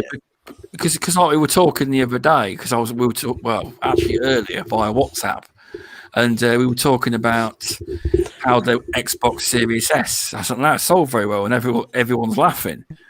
It's because it's actually not meant for the people that pre-order. It's not meant for the hardcore. It's meant for the parents that are impulse buying for the kids for Christmas at £249. Now, come Christmas, you won't be able to get an S for love nor money. I'm telling you that there'll be bots buying them up soon. They'll be waiting for them to be completely sold out, and all the parents and people for Christmas will be after them, because soon the marketing when that comes out, the marketing for the S, I could be wrong, is going to be ramped up to the max about this Game Pass, and you can play COD and FIFA on it, and that's who they're aiming at. And Fortnite, they will ramp it up to the maximum. But apparently, I don't know much, but apparently the Series S actually costs more. They lose more on that than they do on the Series X. Apparently, really, that's what I've heard. They lose more money on the S than they do the X. Yeah, so I had a similar sort of thing. I had a similar sort of thing for the PlayStation's diskless drive. In fact, they're actually they prefer you to go for the diskless drive because they lose a bit more money on the disc version. Shops don't. No, Sony might. I had a story of Flemish where he said that he went to his local shop, and they actually had a go at him because he wanted to buy a PlayStation Digital. They said to him, "What are you doing? What do you mean? You won't come if you buy a PS5 Digital. You won't walk back through that door again. Are you trying to kill us and all this and that?" Apparently, that was a very small outlet, though.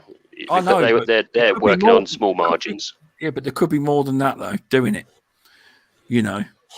Why do you think I won't go to game shops no more? I haven't been game shops in a long time. They're asking you, go through the door and they're on you. 2012, last time I bought something out of them. I know. Never again. You want a new game? I want it new. No, you sure you don't want it pre-ordered?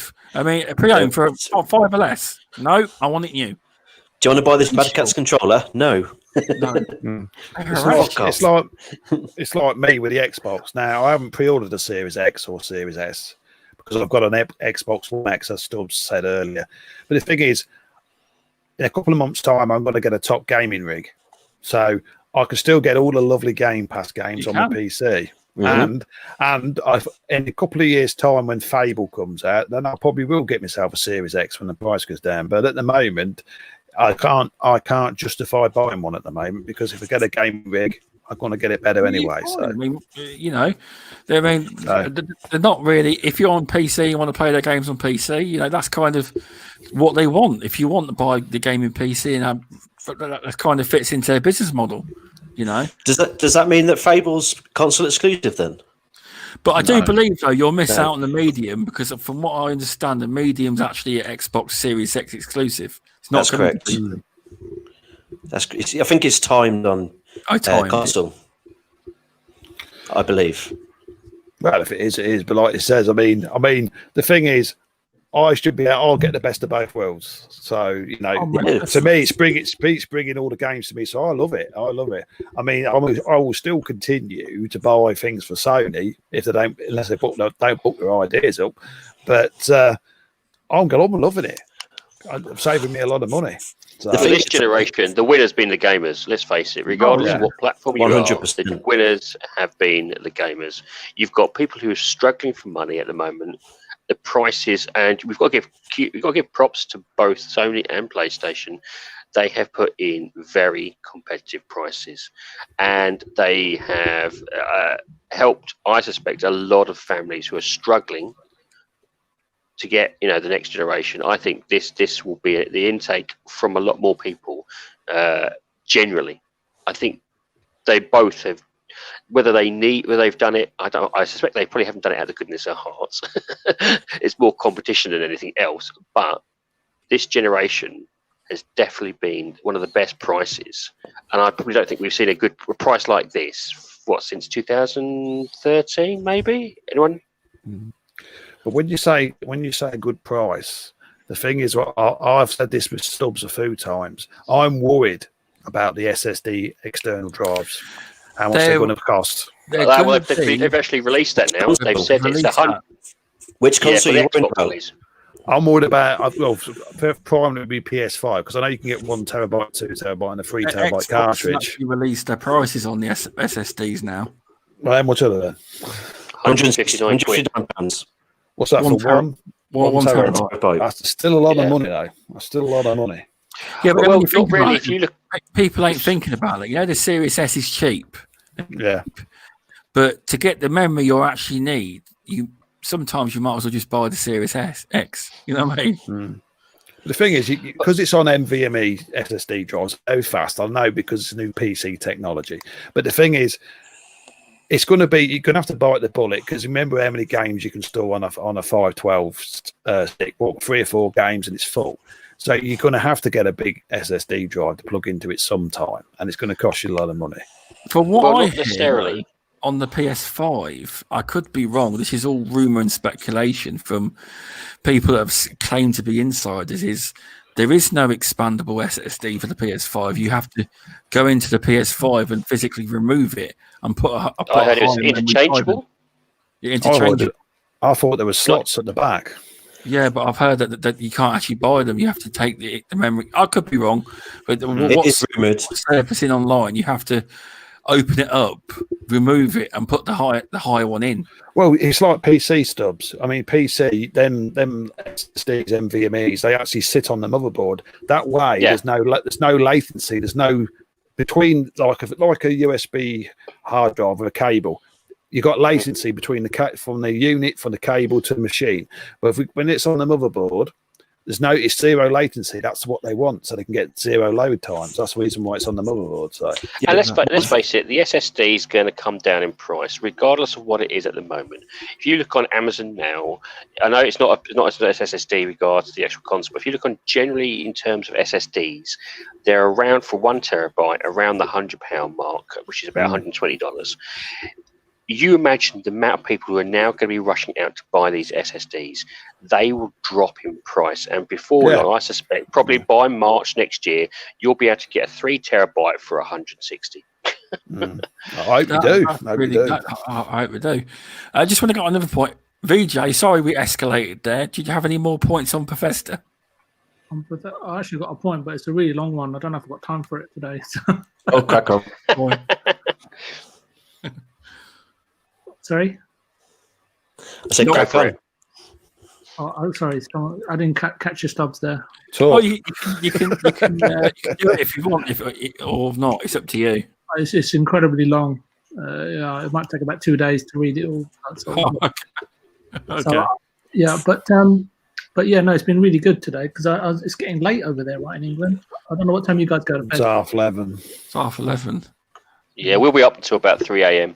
Oh my god! Yeah, I've got it. I always turn the show off before Xbox Beyond the Box Steel Rain. starts. I don't. It varies how the chat's going. People seem to be liking the show tonight.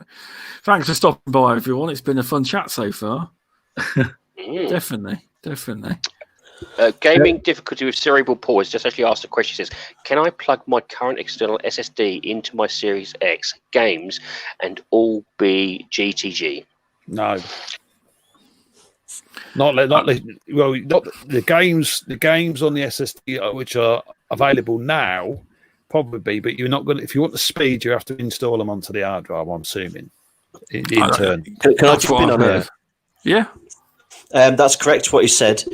All Series X games will have to run on the internal SSD or a proprietary memory card.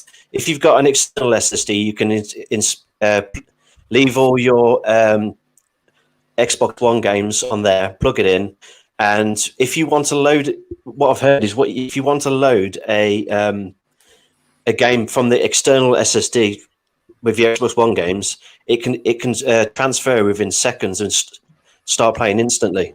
That's the non-volatile memory express for you. Very fast. Yeah. One more thing before we change subjects. It's on the PS5 SSD, internal SSD. Would you really want all your customers stripping the PlayStation down to bolt a SSD to the motherboard? Really? Well, I know what you're saying, but remember the PlayStation. Remember the PlayStation 4 Pro and all that. It was very easy to take the top off. Maybe they do it so you can actually upgrade it without voiding the warranty, because you don't want to get the old screwdriver in there too much. Nah, fuck that. No. Can you imagine everyone's on YouTube trying to figure out how to do it and stuff? Or I could do a video. So you've got to put the screw in here whilst holding this button there. Use the blue tack to push that open out of the way. Then you can get the. Yeah, but there will be a option for PS5 expansion, but at the moment there's no tech out there that can do it. Even like a 400 quid external 1 terabyte SSD top speed, it still won't. Because when they first announced the PS5, you see them little cartridges, 1 terabyte, 2 terabyte. Oh, this is going into the back, just like a little memory card. It's because they picked such an expensive SSD, the fastest in the world, that they think they went a bit too far there. They should have been slightly slower. 5.8? Is it 5.8 gigabytes per second? 5.5. Do you know what they should have done? They should have stuck to. They should have dropped the speed down to 3.5. 3.5, you could pick up any SSD off the shelf, the NVMe one, and just plug it in. They're easier to find than a 5.5, which ain't even out yet. I think it was a stupid mistake. That's what's worrying me, because they might be trying to get you to say, well, you can only use our SSDs, nobody else's. Bingo. It did take a long time for PlayStation to allow third-party hard drives on their PS4, didn't it, Warwick? It took a while, yeah. They had to have an update, yeah. But the thing is, you can't daisy chain, say 1 or 2 or 3. You can only use 1 at a time, which is a bit of a bugger. So why could you not then? And this is probably a question for everybody here, because this is a question: could you not get yourself an SSD hub and connect it? Admittedly, you've got that connection. Yeah, there'd be a slight latency through your main connection, or you make it to the point where, at least for the on the Xbox, we've got the SSD slot. Could you have an SSD hub which connects straight to the SSD slot? Again, it's a little bit of a minor. The thing is, there'll be something. Some third-party company will do something so you can clip into the back of it somehow. There'll be something coming out. There always. Yeah, true. There'll always be something coming out to do something. Also, the 159 price for the Xbox external, that's going with the going price of a 1 terabyte SSD anyway. So I'm happy with the price. I was expecting 100, and that was my expectations. I take a big L on that. I'm £60 under, but 160 ain't bad. I'm going to pick one up, I think, for now. So that's what I said about people who buy the Xbox One S. I mean, it's $299, but it probably if you chuck another $200 on there, you're going to have some decent storage with it. Oh, definitely. I mean, the problem is the majority of people that buy that won't think about that. I mean, the majority of them will just play Fortnite I mean, I'm going to mention Call of Duty, but I know it's fucking massive. Oh, yeah, 100 You know. odd gig. 100 gigabytes. Well, actually, we can ask the Call of Duty master, Mr. Tushi, what is it currently at on the Xbox? Last time I checked, it's 184 gigabyte on the Xbox One X. Oh shit! Well, the problem is, Warrick, do you know why it's so high? Because they force you to have Call of Duty Modern Warfare in Warzone. That's what, if they removed it and made it a standalone It's the same. game, it wouldn't same be on long. PlayStation. Because when I've got my Modern Warfare installed on the PlayStation, I downloaded Warzone, but I couldn't use it without the disc. Unless I install it all out. Disc, what's one of them? Oh. But yeah, I downloaded Warzone. Then I put the disc, and it says, "Oh, well, you must insert your Modern Warfare disc to play Warzone," even though it's a free download. How stupid is that? Wow, that's really? Yeah, I'm sure it's not like that on the Xbox. You know. No, it's probably better, mate. But like it says, I'll get really now. On the Xbox, I've got my Xbox. I've downloaded COD on that. Works fine. Just click on it, it boots straight up because it's a free game. But the thing is, though, there's a few things with the PlayStation and Xbox regarding downloads and stuff. There's one thing that PlayStation does, which I think is pathetic in this day and age. Is, say, for example, I had Spider-Man on disc, right? Yeah. I installed it. I didn't play it. I thought, I know I'm going to love this game because everyone rages about it. So I brought it on download. So when I brought it on download, because I hate discs. When I clicked brought it on download, I went to click on my install and it wouldn't play. It says you don't own this. And so also, each game has 2 SKUs every game. It's pathetic. And also, if you've got the disc version of a game installed, and then you download the digital version, the game save for the disc version is different to the digital version. It won't let you use it. It won't let you use it. Isn't so this stuff quite concerning? This is pathetic. PS5 digital. But this is the thing. I say on Xbox, say if I had bought Modern Warfare and I bought it and I had it on disc, I install it, I chuck the disc away, and I buy it as a download, I can just literally just click on it and it'll just play straight away. Anything, no issues whatsoever. Yeah. But on PlayStation, there's all these little fiddly things like there's 2 downloads for each game. Yeah. If you don't own the right one, it's stupid because then I have to uninstall the game and install it again. Just to play it. Something they once they let the PS5. Hopefully, this is an issue that they've corrected. Hopefully. Yeah, in the chat, well, Matt, I totally agree with you. They're going to be crazy expensive. Well, especially I think that might Matt change. Barnes, when they release these prices, they're going to, it's the internet's going to break. 1 terabyte. I'm calling now. We'll be rushing on 500 quid. I wouldn't worry because I reckon in the next year or 2, PlayStation will do their own PlayStation Play Pass. It'll be the subscription version of Xbox Game Pass. Integrated with Game Pass. Doing that Play Pass. You're in the Play Pass. Do you know what? I'm trying to hold it. Do you think, though, boys, one day we'll ever see a thing where every game is on a single platform? That would be incredible. I wish. So Sony, Nintendo, and Xbox all doing the same game. So I just don't know what platform you got. They've all got the games. That will only happen if they focus on being software and they export it out to a hardware company.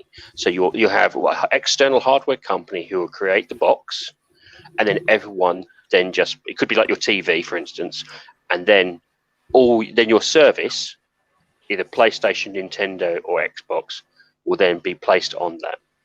And then you'll have, I think that's where it's going to go. It's going to be your TV will be your device. Yeah, as long as you don't let Apple use it, do it. Definitely. No, exactly. Got no third-party devices on that. On this topic, me and Stubz tweeted about this on Twitter, and we even lost followers. I lost a load of followers because I said I'd love to have all excuses playing all games. I made a video on all console. I triggered a few people. I just thought, and if you actually heard the video, I did say, in an ideal Fantasyland world, I'd love a console where you could play all games and there was no exclusives. And I did say after, in reality, this would never happen. But obviously, people don't like to hear what they hear. Oh, you're fucking living in, you know what I mean? All this and that. Yeah, I got Also the same. indies, but it's called PC War. Yeah, but the thing is that It is. legit, or is that emulators and ROMs? Sure, yeah. You could, yeah. Oh, you can do it on PC, no problem. Swifting topics. Yeah. Ooh. Does everyone like the fact that I'll talk with VJ here? Do you like the fact that Xbox has finally got a share button on a new controller? Hang on, but still my heart. I think that is a question for Mr. Tucci. Yeah. Go ahead, Sushi. Yeah, it is. Right. With the share button, I think it's a really good idea. PlayStation done it first, which was good as well. Because on the Xbox, you have to press the home button and then you press Y for a screen capture or press X It's for annoying. video. Yeah. But I think there's 2 games I know of, what I've noticed, but Outer Worlds is one where if you press the home button to do a screenshot, it takes a screenshot of the pause screen. So it doesn't really work on that one game, but most of the games it works fine. But with a share button, you're just going to press one less button. That's all it is. But it's a good idea. My question to that is, now I've got an Xbox One X. I haven't got a share button. How do I do it? You have to you'll have to hit your X power button, and it will come up with 3 options: screenshot, record the last 2 minutes or whatever you set it as, and then share. Okay. Here's another question for you. Now, this share button, is Microsoft going to do a built-in streaming thing like they did with Mixer directly in the interface, like Sony did with their sharing their live streaming from the PlayStation? Because before it was done by Twitch, wasn't it? A Twitch app, or you could do it through Mixer. Now, do you think they're going to integrate a system where it's directly in the interface? What the menu? platform would you want streaming? Because if you're going to Well, mention you know what it's going to be. It's going to be Facebook, isn't it? No, because they've already said that. Because people are asking, well, does that mean that Facebook gaming is going to be all over my Xbox? And Xbox said no. Now, if anyone's going to say, is it going to be YouTube? My answer is 100 billion% no chance on earth. Google and Microsoft. Say it was then. Microsoft. I would want to. Vice versa. They're corporate enemies. It will never happen. So what do you think it's going to be then? Twitch? It'll be Twitch. Just be Twitch again. Well, Twitch actually does still work. It actually does. Trovo. It is kind of hidden slightly, but actually, if you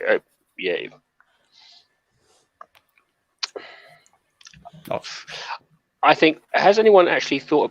What's the recent news that come out? Is what's people's thoughts on this? You can download a game on Xbox without owning it. This is an excellent idea. Do you want me to go with this one? Yeah, you go for it. I've just got to shout someone out, someone new in the chat. Welcome, Apex Chief. Thanks for stopping by. Yeah, you can run with that if you want. Right then. Imagine, for example, you're short on cash. Payday is on Friday. It's Wednesday, and there's a game that's coming out, and it's 120 gig, for example. You can download the game a couple of days before, and you can't. It'll come up on the screen like normal if you don't own it. Come Payday, once you pay for that, once you bought it, you pay for that license, you can instantly fire it up straight away. Same with when something comes out and get you safe. For example, we know Doom Eternal is coming very soon to Game Pass. I could go on the App Store, download Doom Eternal, which can be done now. We can download it, and then once it comes on Game Pass, I can play it straight away. Oh, that's good. Damn, I ain't played that yet. Nor me. I can't wait for it. Me neither. But I want it on the PC, because if you see where optimised that game is on the RTX 3080, it's better 200 odd frames per second or something on full ultra settings. It looks amazing. I can believe it. So optimized. id Software have done such a good job on it. Well, I just recently watched. I can't think of who his name was, but he was doing with the RTX 80, and he was testing out 8K gaming on a specialized PC. And I was like, 8K gaming, because there's some 8K TVs out there, and I'm like, is this what's going to happen now? The next every 2 years, it's going to be 8K. 2 years time, 16K, 8K years away, 32K. 8K is what PC is in at the moment. I mean, you're not going to get an 8K console. You know, playing. You're not going to Xbox Series X. You're not going to play 8K games. That's not going to happen. Chance. That's not going to happen in the world. You get video maybe, but that's you'll get 8K Netflix, but you're never going to get 8K games. No way, because it's not fast enough. So you'll be lucky. Maybe Limbo. Yeah, the black and white. Yeah. But that's what I'm saying. I'm saying is at the moment the generation jumps, or I should say, the visual jumps, are coming so quickly, so swiftly. Keeping up with that is going to be hard for either company. You see how I mean, you think about it. 4K. That's kind of come in the last probably 2 to 3 years. 1080p or 1080p was 5 or 6, or even probably 5 years ago, 5-6 years ago. It's halving. The time in which these jumps are happening is halving and halving and halving and halving. Yeah. So I mean, it's going to get to. The worry I get is that it's going to be, say, 5 years down the line, it'll be the next console is going to have to go to 32K. Yeah. You can see that with the TVs. They're jumping very, very quickly. I bought a QLED 4K about 2 years ago. I was lucky enough to get it, and now it's already out of date. The new one's got variable refresh rate. The new ones have got, Dolby Digital. It's like they are and even trying to.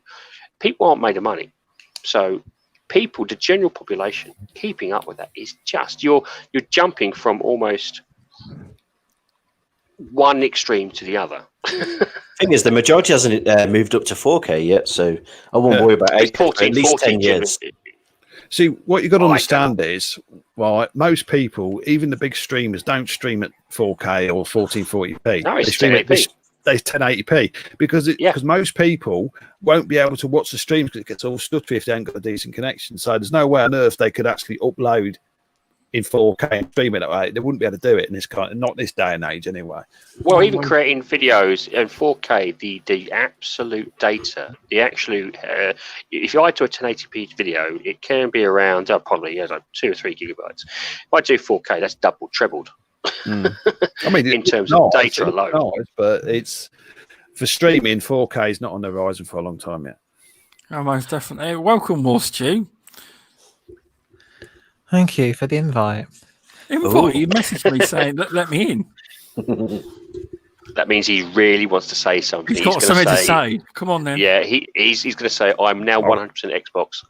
I'll go on mute for a minute. I just got another Twitch subscriber. Is that what you've come on to tell everybody? No, I've got nothing to say. That's all I've got to say. Really? Well, didn't you have a particular conversation with someone? I saw you tweeted about. Was it Warner Brothers? I think. Oh, Warner Brothers. Yeah, that was weeks ago now. Oh yeah. Warner Brothers. Them, of course. Those peasants. They actually blacklisted me. No. Really? Oh, okay. Sorry, but not anymore. Oh, okay. That's what the meeting was about. But whilst I was blacklisted, that had nothing to do with WB Games. This was WB Studio, completely different division. But yeah, it was just a misunderstanding. Right, meeting. Oh, did you go down and see them, or was it like a conference call? It was a meeting. Well, because of the pandemic, they're not doing face-to-face meetings.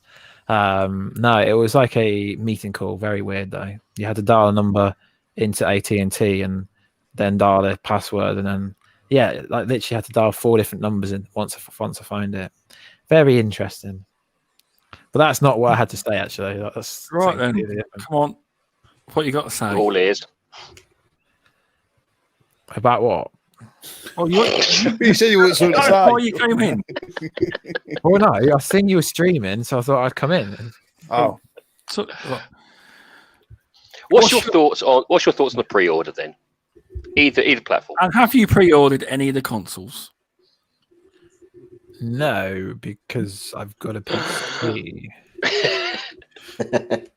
Oh yeah. Win-win. My opinion on the pre-orders, I don't think either company did well. Ooh. Because I know people absolutely. personally that tried to get the X that couldn't get it, and I know people that tried to get the PS5 and couldn't get it. So it's like Xbox told you when everything was going to crash, and PlayStation didn't tell you when everything was going to crash. So did either do better? But I don't know, because Xbox messed up. Well, it wasn't Xbox; it was the retailers. They didn't release the stock in some places in the UK till later in the day, and yeah, it was a mess. I think they both did it badly, but they never could do it in a good way. And as I said to Stubz earlier, Warstone, there's 5 PS5s on eBay right there for you to get hold of.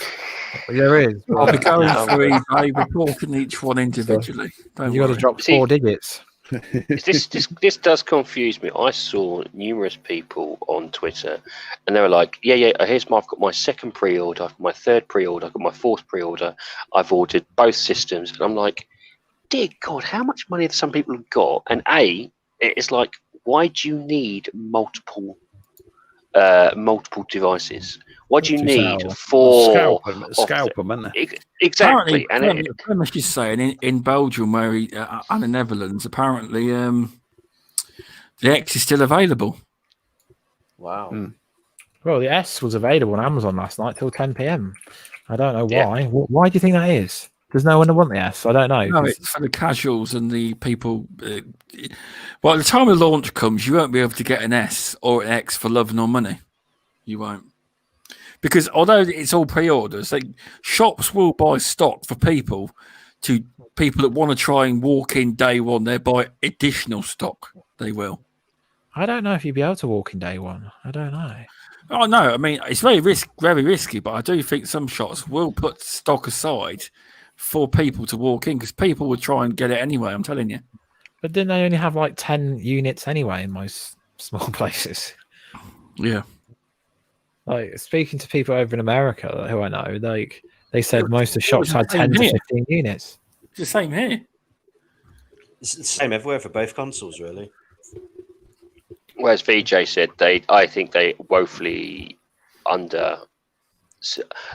underestimated, and they really should have possibly paused for a couple of months and did a release then. VJ couldn't get a PlayStation. VJ couldn't get a PlayStation or an Xbox, you know. Really, VJ? You couldn't get a PlayStation? No, it's murder out here. Honestly, Unluckiest guy in the world. We're just completely unprepared. I'm okay. I'm not like crazy about getting things first like I used to do when I was younger. But it was just really interesting to just see how poorly managed or this launch was. They clearly needed more time to stockpile enough units to, have a decent launch. But for some reason, I think both companies had their knickers in a twist, right, and had to get it out for Christmas, which I don't think they had to be quite honest with you. No, I think I agree with you there. Actually, they could have done a February, March. They could have done. Yeah. They could even done staggered. Exactly. Yeah, I agree with you guys because of something PlayStation did that I found very weird. Say what they done then. That's very weird. Well, personally, I can see why they do it from a business standpoint, but I don't see the point in putting Horizon Zero Dawn 2 on the PS4. Oh, I knew it was coming. No. but I get it from a business standpoint. I get it. They've got 100 million units, so that's potential customers for PS games going to PS4. But I don't agree with it. But if that's what they want to do, then let them. But you're saturating the people that want the PS5, and now they're like, well, I don't need to buy the PS5 to play Miles Morales. I think a lot of that war Stu is to do with like The Last of Us, mate. Because remember, Last of Us was actually a PS3 game. Then it went on to PS4, and then, like I said, people want Last of Us Part 2, so they had to put it on the PS4. It will be on the PS5 in a remasters version. What's your view, Warwick, after being lied to by PlayStation when they said that only new games will go on the PS5, then they put them on the PS4? I know what you're saying. I know it's what not you're lying, saying. though. It's not lying. No one knew what their real intention was. Oh, I know, but they said that Jim Ryan made a point of telling people that our games will only be on the new system. No, I think lying is a little strong. Withholding pertinent information could be laid at Sony's doorstep. None of us have actually parted with any cash, right, prior to the announcement.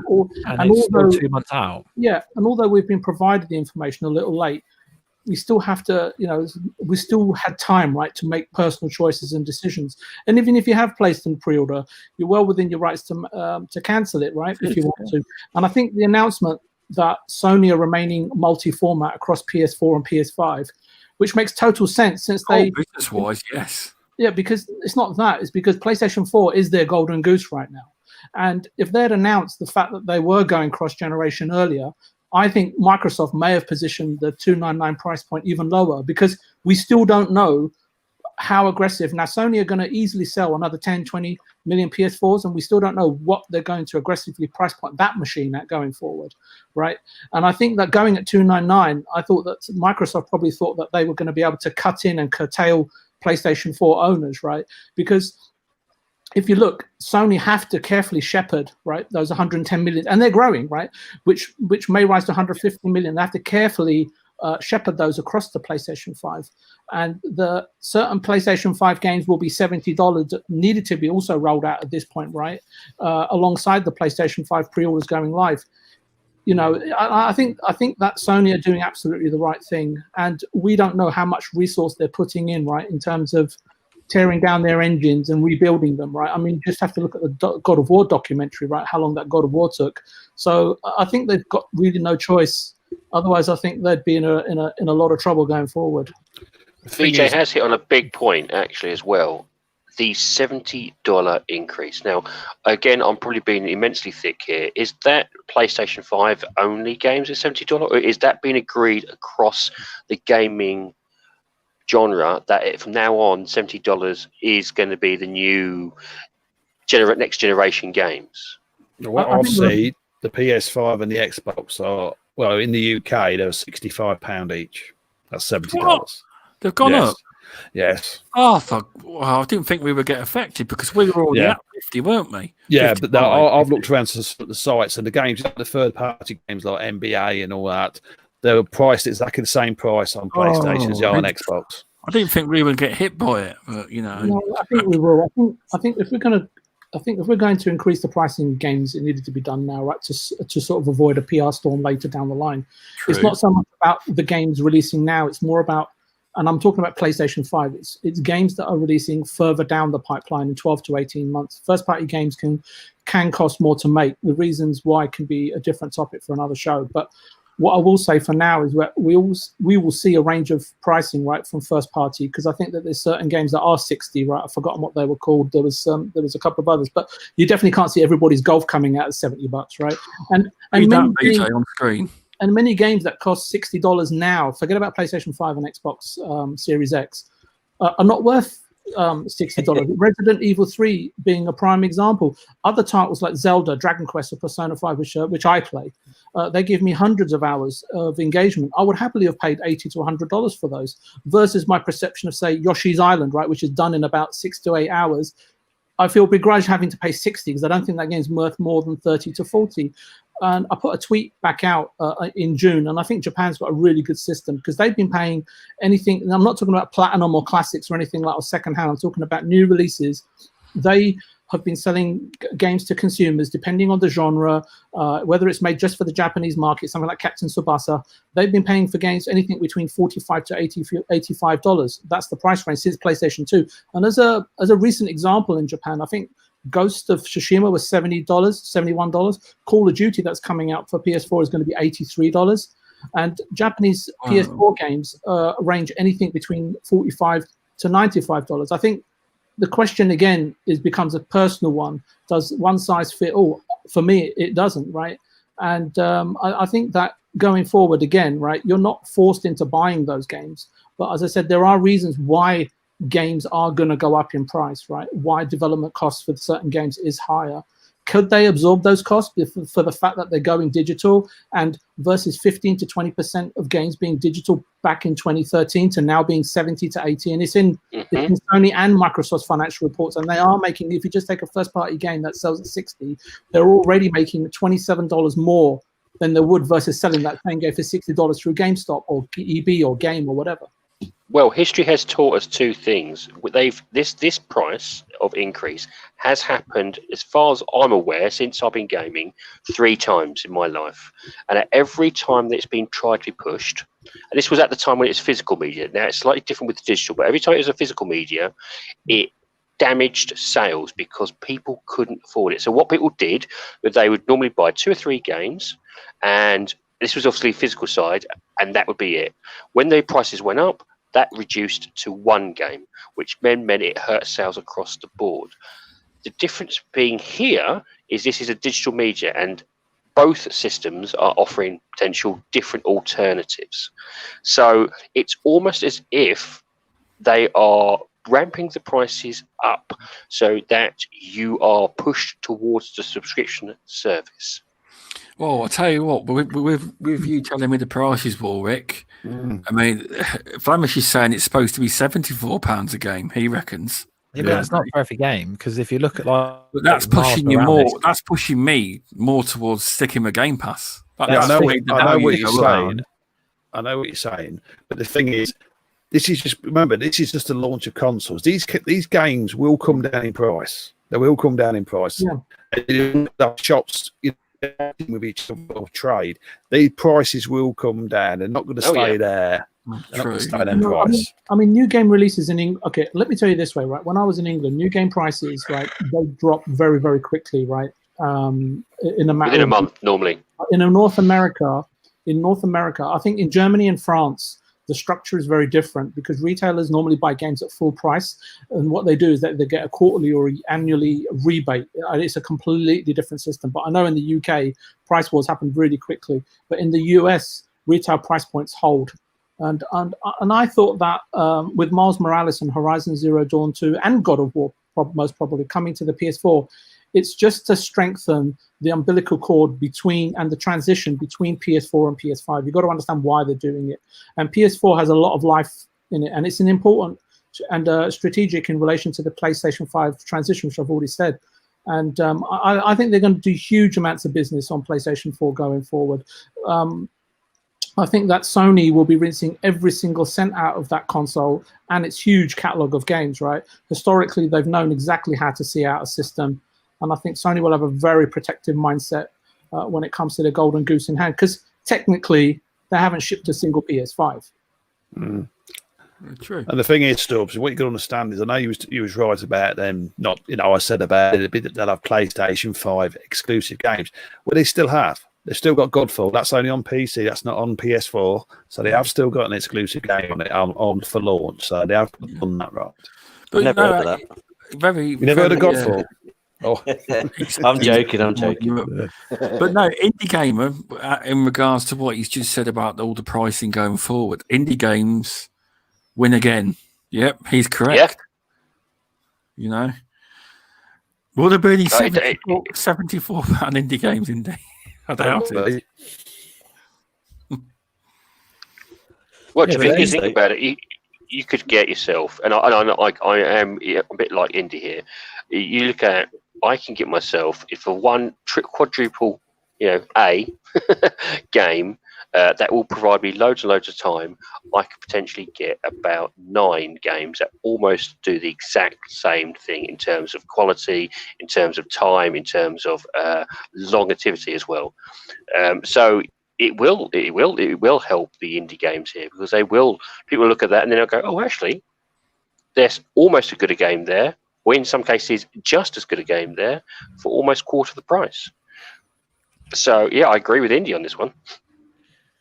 Have you looked at the price of the next Assassin's Creed game? It's £79 on PS4, PS5, Xbox. It's and digital, yeah.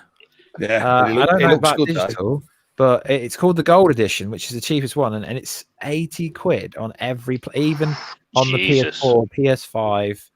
But then you look at like the other Ubisoft game, the Watch Dogs Legions is only £51 on PS5, PS4, and Xbox. So it's almost like the companies get to pick the price for games. They're pushing what they think they get away with.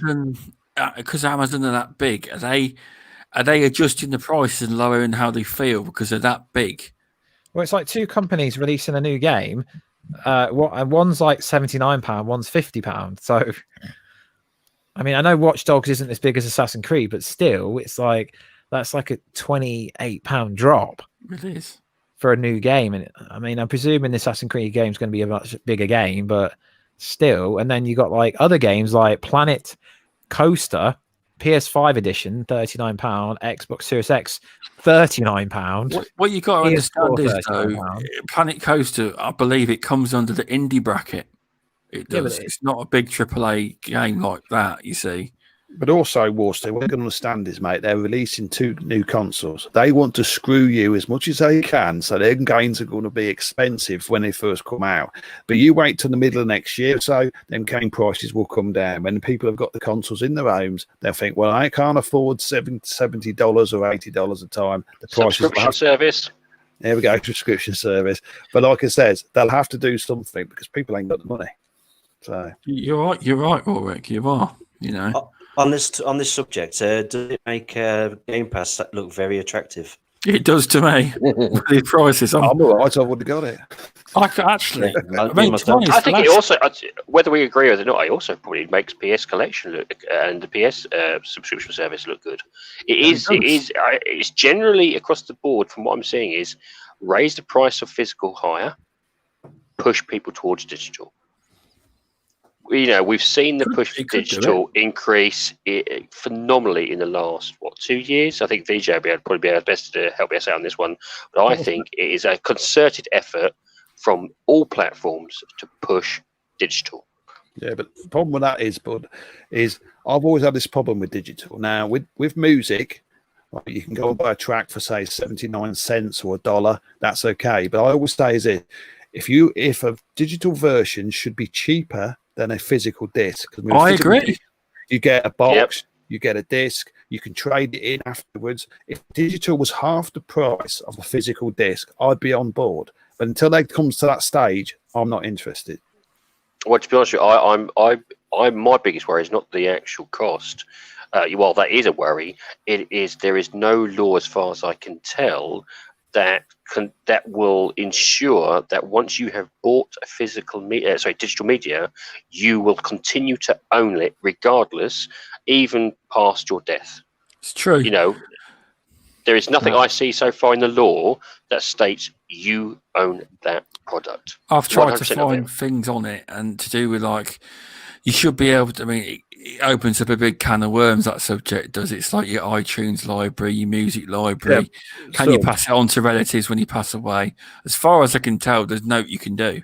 Yeah, but VJ's heard anything. Have you heard anything on that subject? It comes down to copyright law, doesn't it? I mean, when you buy a DVD or you buy a Blu-ray movie, you do not physically own that property. You've bought a license to use it. You haven't bought it. You do not physically own it. It's to do with copyright law. And I was just thinking it'd be the same with digital. You don't physically own them games. You're just buying a license to use them. And they can revoke it if they want to. Yes. But with a Blu-ray disc, they can't. I can put that in my system, and I can watch that regardless. I can pass it on to my kids and my kids' kids for the next 3 generations. Yeah. So, if I can do that with that, I expect to do the same thing with my digital, and that's what it should be like.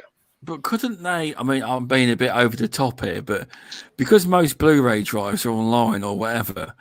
If they didn't want people to play disc, is there something they could update the software so certain Blu-ray discs won't work, or is that just going too far? Definitely do something like that. Yeah, if they want to do that easy with a software update. Yeah, that's what I was thinking. If the company wanted to go that far and the film got banned or whatever, they probably could do that. That's what I think. That's why we need a law enshrined that once you own it, it is yours. Or something along the line that keens. And because as far as I can tell, you know, the law is outdated when it comes to digital media. Yeah. Maybe I'm wrong, but I can't. And we are getting to the point now where I think personal, you know, some of us are getting a bit old, and it will happen. It'll be like, well, what's going to happen with my I want my children to inherit my games. Nothing personal. I want them to inherit it. Welcome. You know, I want them to hold on to that media and enjoy them. I don't want a company to come down the line and go, actually, no. Computer says no. Computer says no. Exactly. Yeah, computer says no. Bearded Mac, hope you're doing well, mate. You The know, good and I thing think is, though, go on. I own like just under 700 digital games on the Xbox and 75 on the PlayStation, or digital. Luckily, I've never lost a digital license ever. You see, I've had the opposite. I've actually lost a digital license. So that's what kind of originally I didn't worry about it, and then I lost a digital license on a game. It was called Marvel's Heroes Omega. It was on the Xbox for a period of about 3 months. The gaming company or the gaming devs went under, and the entire game was wiped off the server. Wow. And I was like, bugger. And it was a good game, actually. It was basically the isometric version of Avengers, I would classify it as right now. It was a good game, but I lost all access to it. I couldn't get. It was title screen was all I could get to, and generally, I'm surprised as gamers, we ain't shouting together and saying this needs to be sorted out. And I suspect it is only when it really hits everybody, when we start losing particular games or particular media, then we'll kick into gear as a gaming community and go, oi. But it's getting close for some people. Yeah. See, the thing is, digital. A lot of it, is the consoles. I've been trying to catch up to PC in a long way. I mean, PC. I mean, you go to Steam. Everything's been digital for years. I mean, these day and age, you don't go and buy a CD based PC game and put it in your system and install it. It's all digital now. A long time since that. Yeah, I know. But like he says, they've been trying to catch up with the PC tech for years, and now they're finally going to do it, but it's digital. But it's got to be done the correct way. And like on Steam, you can get some hell of a lot of bargains on Steam with cheap PC games and stuff. So this is the way I want it to be on console, and that's the way they have to go if they want to embrace digital market for the long haul. Plus, the refund policies need to be like, if you want a refund, because Steam's got a very good refund policy, whereas Xbox and PlayStation and Nintendo, I knew that was coming. You can. Yeah, but I mentioned all platforms; they're all the same, apart from the PC. I must admit though, Steam has got a good thing on that, because, like it says, I mean, the thing with Steam as well, if you download a game, I don't know exactly what it is, but if you play that game under a certain amount of time, you can actually refund it and get your money back. They will. It's a couple of hours. That's true. That is. Hopefully, it's 40 hours. 40 hours. You can finish it. It's not very long. No.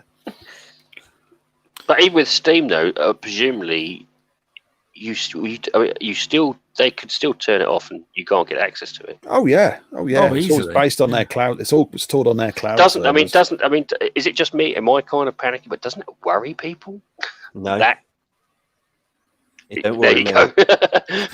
I can see your point, because what you're saying is basically, if you've got a family and your kids use all your games, the worst ever happens to you, they're going to lose access to all them games. I can see the point. You know what I mean? For instance, for me, I've got collector's items, I've got elements, I've got stuff that I'm going to pass on to my child. I've got stuff from my grandfather, which I dear treasury. It's one of the things I actually want to keep doing, and I want to pass on to my children. That's an inherent, maybe human trait, that sometimes you want to pass things on to your next generation and generation after that. And I just like to hope that could be the same thing for our digital media as well. It's not going to stop anyone, because let's face it, the digital media is always going to evolve. Like, we've had CDs now evolved to Blu-ray. Blu-ray's now going to be upgraded us at some point to a different media. That's even better. So it's not going to stop people buying digital media. Your remasters, you got your remakes. People will always still buy upgraded versions of that digital media. So I don't see why the existing digital media should be whims of other companies once you've paid for it. What you need on this is the, like on, for example, on Facebook, for example, when you die, you can have someone who can access your account when it's all set up. So after somebody else. Already. Yeah, exactly. But it'd be good if you could do that actually on the consoles for your digital libraries. We need to start making videos, peeps, and get articles out there and get slamming it in people's faces. But it's a big, massive topic that will take government regulations around the world for this to happen. Sadly, But It'd be an it's like uphill loot boxes. battle. It's like loot boxes. If we don't shout about it, no one's gonna It's true. raise it.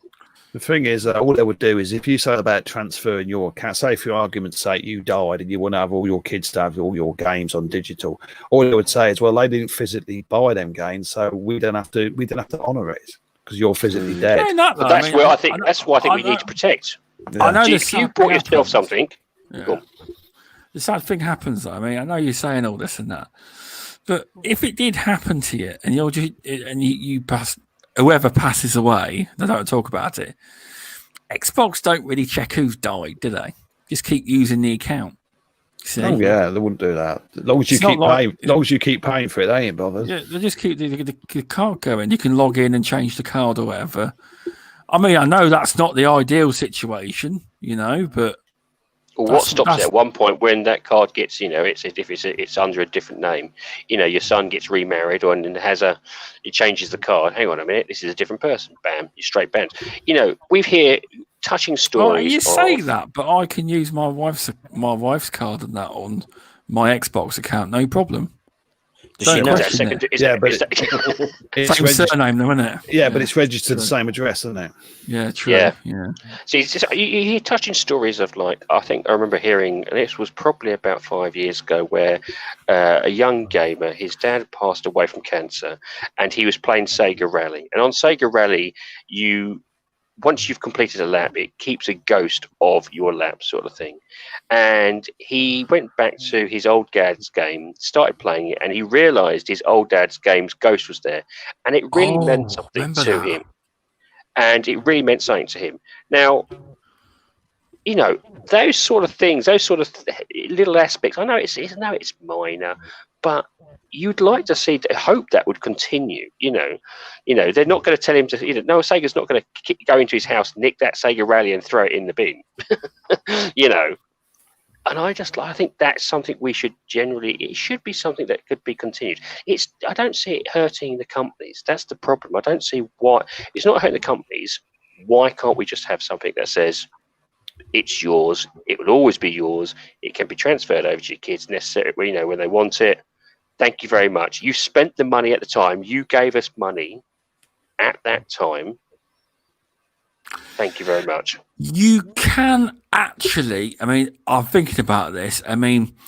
If you've got an account, because it linked to your email account, usually a Microsoft email account, you actually physically can change the name on the account and the address. Xbox won't normally flag it. There is another way they could have done in the future. Like it says, if you've got all your digital licenses, there must be some way they could do something like that to make your own sort of vault. So you can put all your digital licenses in it, and you can that'd be great. Then you could transfer the vault to help your kids or whatever. So this is the license. This is your vault with all your keys in it. You own them. You can do what you like with them. Fuck that! I'm taking it to my grave. Take them to grave. I knew you'd say that. Fucking too right. I knew you'd say that. I'm getting buried in my hard drive. I am. Someone's just commented about something that Facebook does. That's why Facebook has legacy, etc. So someone can take over your account after you pass away. That's what I meant. The legacy account. Yeah. Welcome, Stephen Middleton. Thanks for stopping by. Please hit the subscribe button if you're new. But no, it's been a really good show tonight. I think we're going to end it here because we could be here till 4 o'clock in the morning. I reckon We could be. Mate. It's been a really good show tonight. We had, I think, 23 people at once. It's really good show and engagement with the community. Where can people find you, WARRIC? As many people may not have heard of you before. Well, I mainly stream. I stream most nights on 5 different platforms. I'm on DLive, Twitch, YouTube, Trovo, and Facebook Gaming. I stream most days. I stream on the PlayStation and the Xbox, and sometimes on the PC. So, and of course, I'm at WARRIC on Twitter. So there you go. That's good to hear. Hopefully, you get some more followers and some more, because you need to get some more followers on there, or more engagement. You do. I do, yeah. Yeah, Right definitely. there. Where can people find you, VJ? Thanks for coming on. You've been very insightful. I always enjoy your your views on certain subjects. It seemed very interesting. Thanks for having me on tonight, Stubz. I really appreciate it, and I hope to come on again soon if you have me. And, most definitely. Oh, yes. It's always fun. And you can find me on Twitter, or you can find me on one of these dodgy podcasts. And it's all Dodgy podcasts. I like that. Oh, it's the dodgiest one of all. Yeah. This is the dodgiest one of all. I like that. Cockney villains on this one. You can find you at Sam Fox's house as well, can't we? Yeah. Touch me, touch me. Thanks for coming on, Mr. Tushy. Where can we find you? You can find me on Twitter as Mr. Tushy. You can find me on Xbox, PlayStation, and Mr. Tushy. Twitch as well. I stream there on Saturdays for the community game night, which we have every Saturday on Xbox at 9 p.m. UK time. It's also followed by, it's taken over at 1 o'clock a.m. by Noof Nukem, who carries on till like 4 or 5 o'clock in the morning. That's about it, really. Okay. You can find me on Facebook too, but I don't go on there much. That's good to hear. Where can we find you, Removable Sanity? I'm can be found on Removable Sanity on Twitter and Minds and on Xbox. Do you miss shout? I can chat All night. I can, yeah. Thanks for inviting yourself on, More Stew. Where can we find you? Well, you can find me on YouTube as Injustice War Stew, also War Stew Vlogs, also the main one, War Stew. Then there's Twitter, New Monster Rockstar. There's Twitter, War Stew G. There's Instagram, War Stew Vlogs. There's Instagram, War Stew. There's Facebook, War Stew. Then there's Twitch.tv/War Stew. Then there's Twitch.tv/War Stew Vlogs. Then there's obviously the Facebook group page, which is DC Marvel United, War Stew. Got a script in front of you. Yeah. Hang on, I'm trying to write this down. I've just got a lot of pages. Thanks for coming on. It's all right. Thanks for inviting me. Well, Stubbs, where can we find you? we can find me on this channel. Please subscribe, and Stubz Gaming on Twitter.